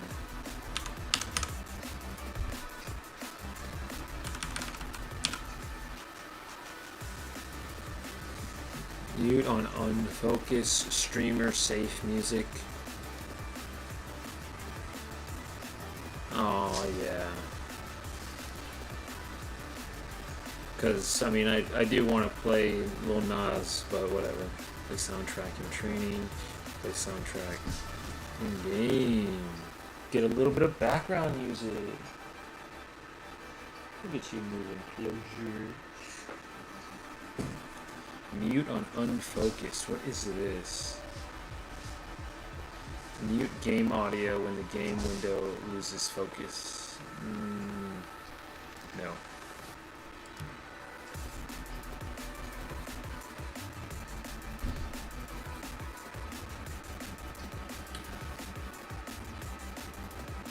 Let's just see how loud the comparison is. I've been busy. Press the like button. What do you mean by that? You mean intelligent?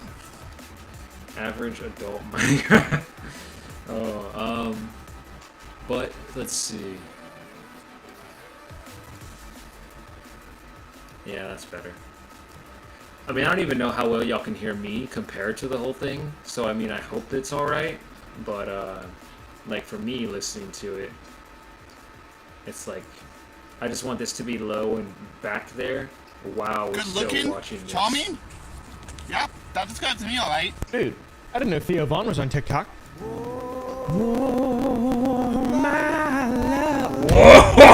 That boy got on the amount of hair it has, dude. When you're not strong, Those are amazing. I'll be your friend. I don't know a lot of stuff, guys, but that is good. Those shoes are amazing. They look like crocodiles. They look like a crocodile. Aww. Poor little guy. This is me for real. This is how I feel like 80% of the time. Such a cute little dog. Somebody needs to go give him a hug. He ain't falling for any uncle's tricks anymore. Somebody needs to go give him a... Oh, damn. Such a cute little dog. Somebody needs to go give him a hug. He ain't falling for any uncle's tricks anymore. What the heck? What's up, little dude? Little dude? Hey, guess what Uncle got? Hey, like a ball. Guess what I got you, dude? Better not be another trip. Better not be Guess what I got you? I used to play baseball in cowboy Got boots you and it another fucked my present, ankles up dude. when I was like his age. Better not be a bird. Is it a bird? Is it a living creature in that box? Open it up, check him out. No, it's a bird. It ain't a bird, it's baby chick. Open it up. Baby chick. Baby little chick. Baby little chick. Bird! Cute dog. Cute video. What is it? What is it? Bring it back over here. What the hell is it? You don't want to pet it? Pet it, dude. Dude?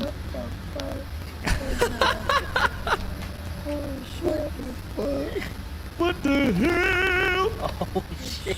Dude. That motherfucker back. He's just grabbing the rat. Look at the nuts on that thing. Holy shit.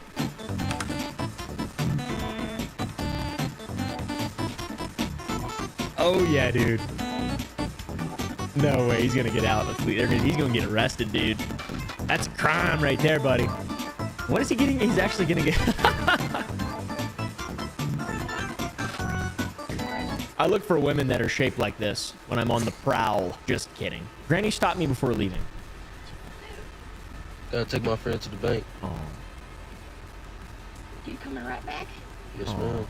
Let's gonna ride with you, but if you... Oh. I'm sure you don't. Cute old Granny. Get in the car, I Granny. bet. So we can go do something. Dude, I would I just never. gotta go to the bank real quick. I would never snub my granny like this. I love you.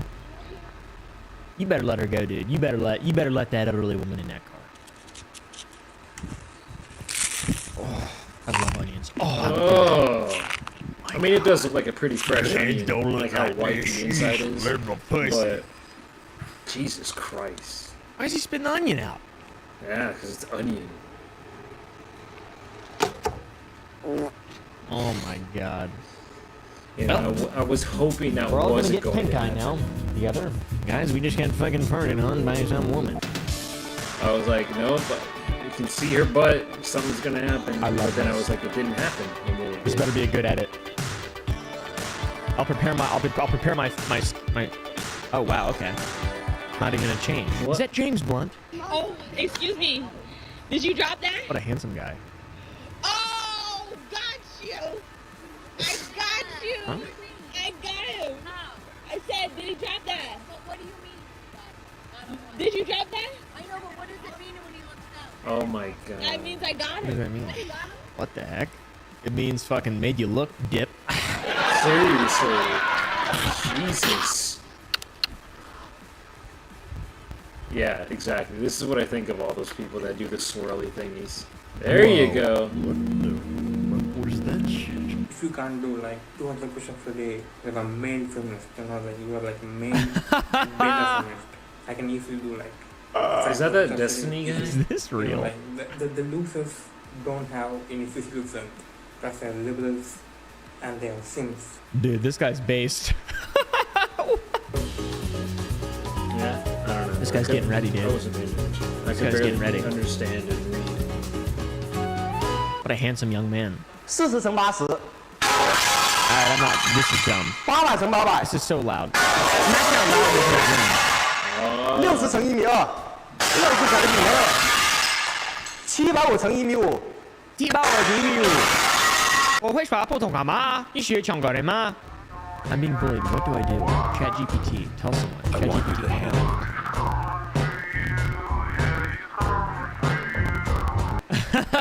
Dude, I got a lot of ChatGPT. I didn't get that one because I mean, not only do I have I not watched Breaking Bad. ChatGPT. Tell someone. ChatGPT.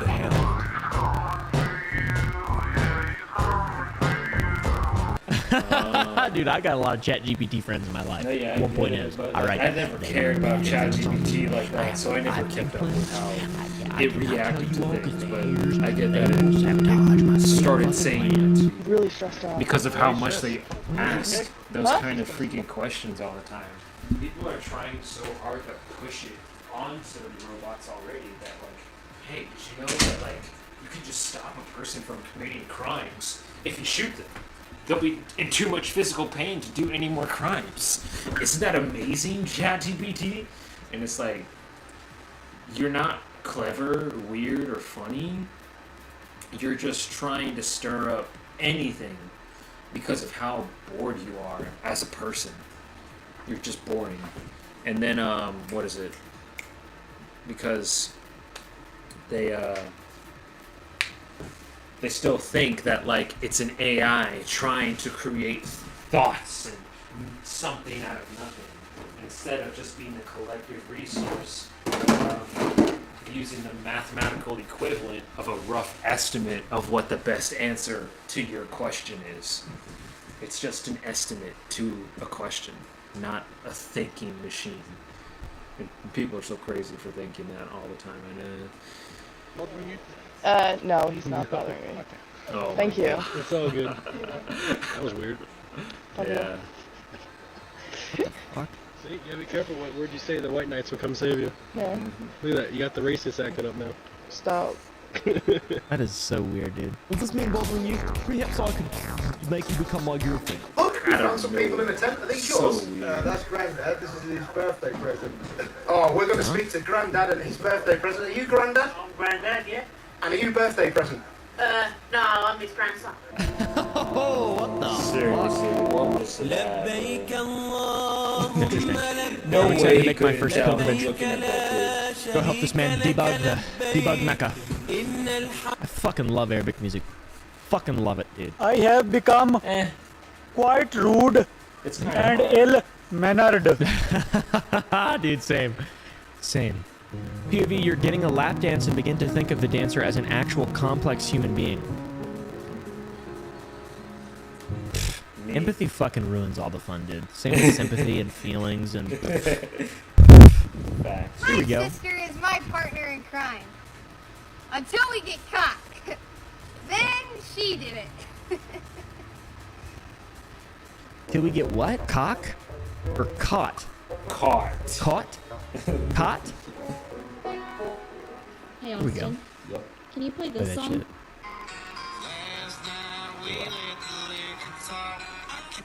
Nope. Ooh, that shit goes hard as fuck. This boy, you're missing a hand. Why is your face so dirty? You were raised by alligators, weren't you? Where are your shoes? Dirty hands mean money. Oh, what about a dirty face and no shoes? What number comes after 6,310? 6,310. 6,311. 6,311. Exactly. What's your name? What's your name? Joshua. And where are you from? Joshua. I'm from Long Island. How long have you been in New York City? I like him. I come here every day. And how do you like it? I like it. Cool. How much such do you an spend iconic every single month on everything? A lot of money on partying, train fares, Uber rides, food. So how much? Like thousands. Thousands of dollars. Yeah, it costs me so much money. Like 4 or 5? Yeah, I live an expensive lifestyle. And what's your job? I'm a freelance tour guide. Nice. Last time I saw him, he was wearing this outfit. I think he really likes this outfit. He's an interesting character. I'm wearing this boxer. I'm being the good right. It don't be together. You are just a good guy. And that is my problem. I thought they were hitting. I'm working too hard. My problem's Get me disappeared. some shrimp or something to eat later. Hey, you guys. But that is I'm not- complete. Oh, it's complete. His on is extremely good sinker. Trimmer at the gym. Dude, this shit is so embarrassing to me. Like, it's impressive physically and all that, but like, those poor people in the gym. Yeah, I mean, I feel that for sure. I I'd think be this takes a very kind of extremely like lack of respect like for the people worried around you. about me getting in the way Like, of no that one guy. is like, because "Yo, I'm like, dude, good what is job." he literally going to do next? What the heck is happening? just being really to loud. where I don't even know what he's going to do next. Like, I shut, could yeah, I don't get in even, his I don't way and even get know. myself or him I'd just hurt. leave. I'd go to another gym. Exactly. Season 288. Why women live longer than men? Oh yeah, I'm not Interesting. Hasta luego. Whatever. Hasta luego. Ciao. We're all dead. I'm not gonna hold this. Oh, fire's starting to warm. Interesting. What are you doing, dude? Why are they? Well,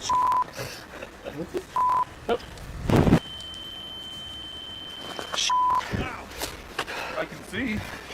You alright? Oh. I'm bleeding, yeah. Oh, What? yeah. Is everyone all right? Yeah. Oh, What a bunch of idiots. Did they drop a Molotov into there like it vaporized and then it pressure pushed it up? That is so dumb.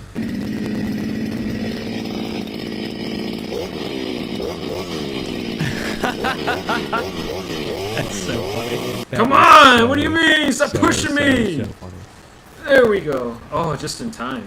Just in time. I need to see that last one. Where's the mouse? Where's my mouse? There it is. Bunch of idiots. Did they drop a Molotov into there like it vaporized? oh. Well, Ooh, oh man. I can see. Yeah, you should have looked away from there. I'm bleeding, yeah. oh. What? I'm bleeding, yeah. Is everyone all right? Yeah. Oh, What a bunch of idiots. Did they drop a Molotov into there like it vaporized and then pressure pushed it out. That is They so- all sat there. Oh my god. Oh! That's so funny. That is so funny.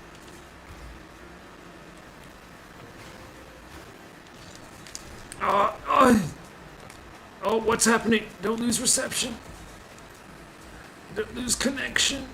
I didn't want that to rhyme, but I couldn't think of another word.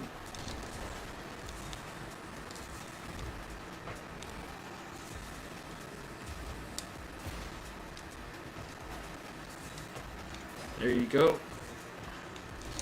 Oh!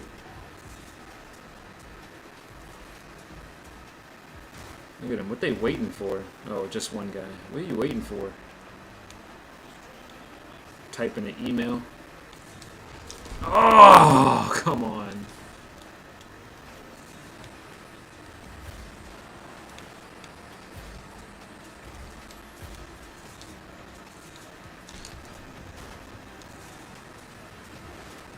Oh, come on. Where'd it go? Get it in there. Get it in there. Oh, okay.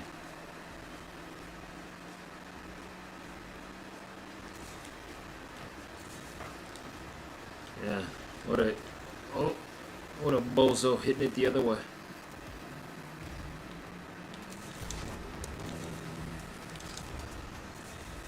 Yes, sir.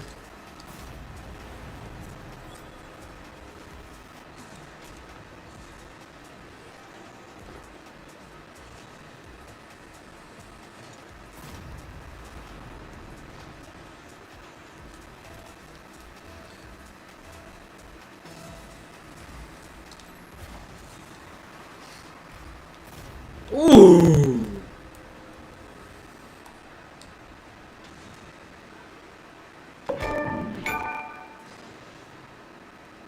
Bing. Anyway, oh yeah, I can't. Whatever. I was about to say, not again.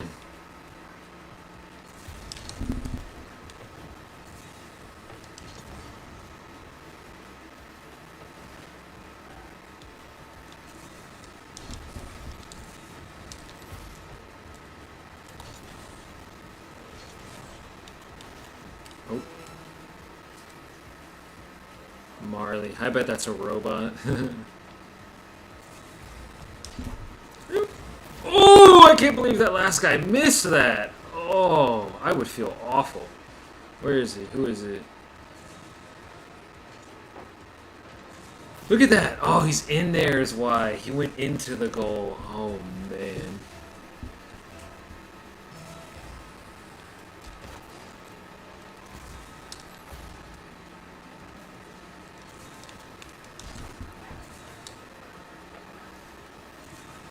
Ooh.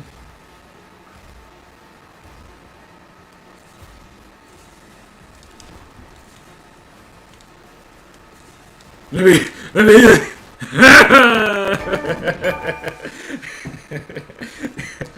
Woo, yeah.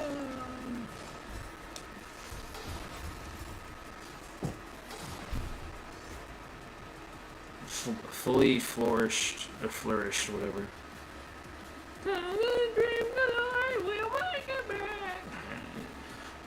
Where do I go? No. I'm gonna be honest, bro. Everyone's so willing to party up so fast as soon as you start accomplishing things, and I'm just like, I'm not here to be the best friend to every gamer in the world, okay? I'm gonna get into random matches all the time. I can't be accepting every friend request that I get every day, you know?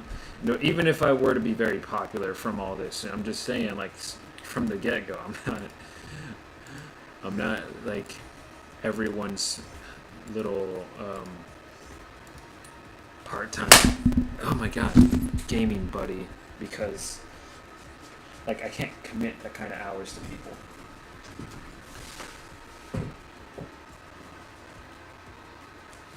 At least in an online way, like that. Like if someone were to be willing to just do things on the same time as me, then sure. But everyone has their own time, and there's so many people out there on all these different games that I play. It just 90% of the time it never lines up like that. They play at this time on these days, play for this amount of time during this, and I don't do that. I try to get good long streams in because that's what I want to do, and then whatever. I'm gonna just go say hi to my mom real quick because she's been here for like 20 minutes, but yeah, I'll be right back.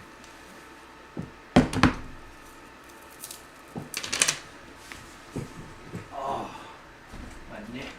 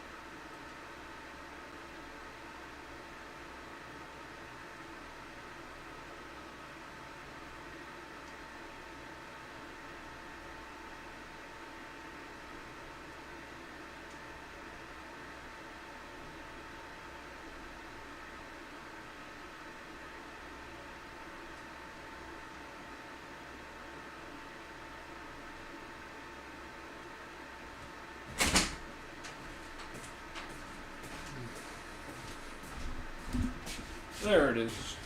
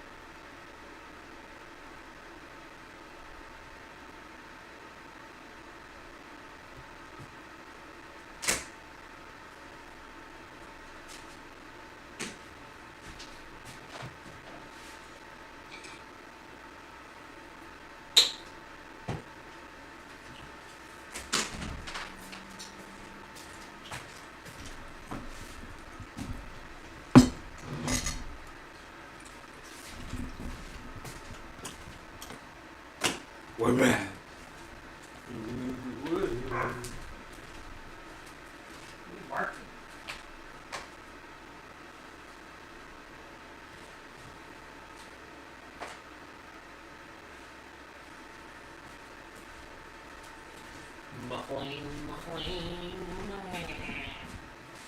Anyway, we'll leave that there. Bada bing. Bada boof.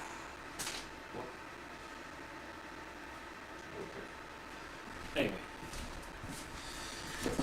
Time. Oh, time to remember Lance. Oh man. It felt so weird, man. I just knew from the videos that I was like, he is looking much older way too quickly. What's happening? Oh no. And then just out of nowhere, I was like, no. And then I'm like, well, now that's just easy. Now that's just easy for them to bring Cade back. But it was probably planned out from the start, to be honest. Not from like the start. I want to say that as far as like the story of Destiny, they only planned like a year and ahead. After that, they're like sort of brainstorming constantly of what needs to come next. But yeah. Because I mean, I guess, you know, Shadowkeep, what, it was like 2 years ago? 3 years ago? I don't remember how long ago. But, and then now he's going to just come back in like a season or two. I don't know. But we can watch Frogger now. Or Noelle. Ooh, Noelle's so damn funny. But someone's still here. Someone was waiting the whole time. Or they just left me up as a background thing, and I don't know. They haven't paid attention the whole time. It could be. What is this? Oh, Rainbow. Reacting to this. I mean, I like this idea. I like the kind of stuff she tries to do, but you know, she's just a normal person. A little bit awkward, a little bit nervous. Can't believe he's uploaded at around 6 p.m. That's crazy. Man's been uploading at like midnight, 2 a.m. or something, like he's in freaking Ireland or something. I don't know. 21 minutes. 21-minute Frogger video? Oh, versus Persona. I never played Persona. It looks a bit boring, not gonna lie, because of how narrative based it is. I'm not a lot.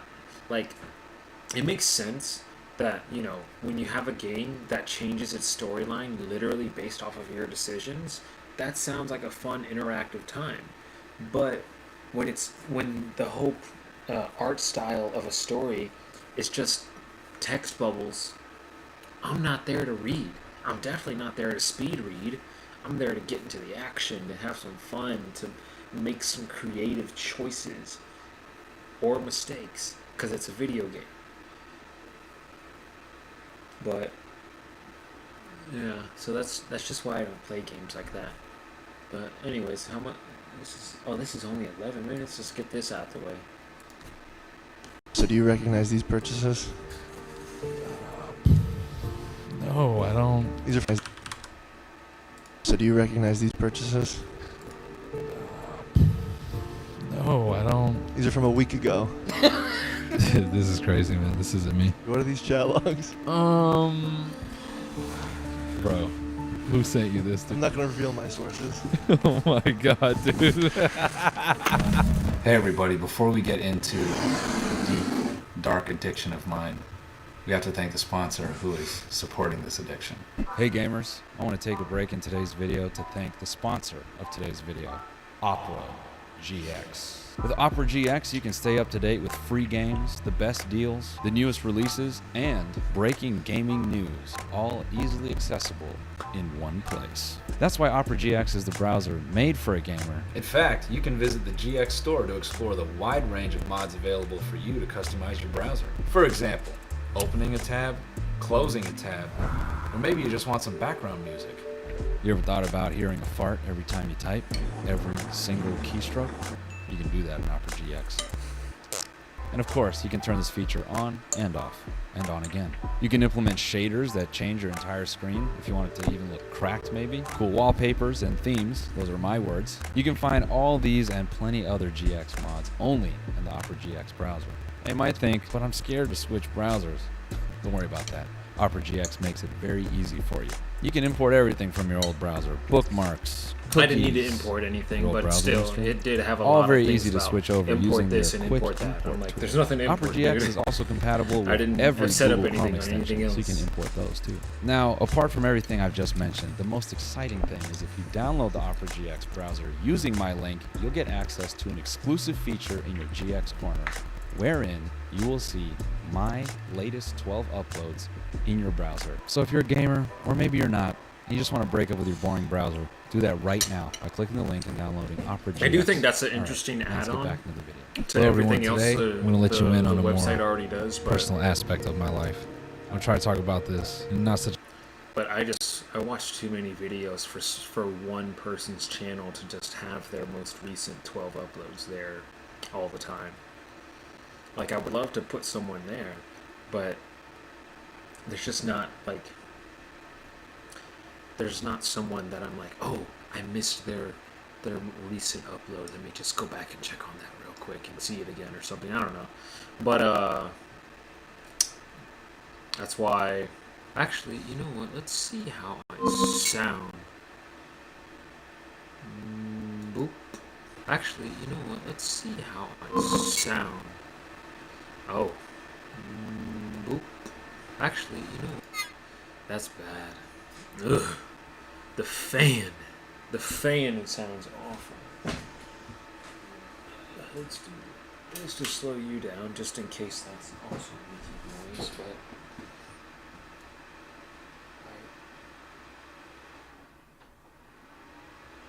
oh yeah.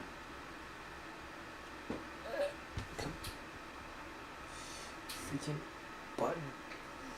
The button is so stupid I can't press it without the entire 2-ounce fan moving.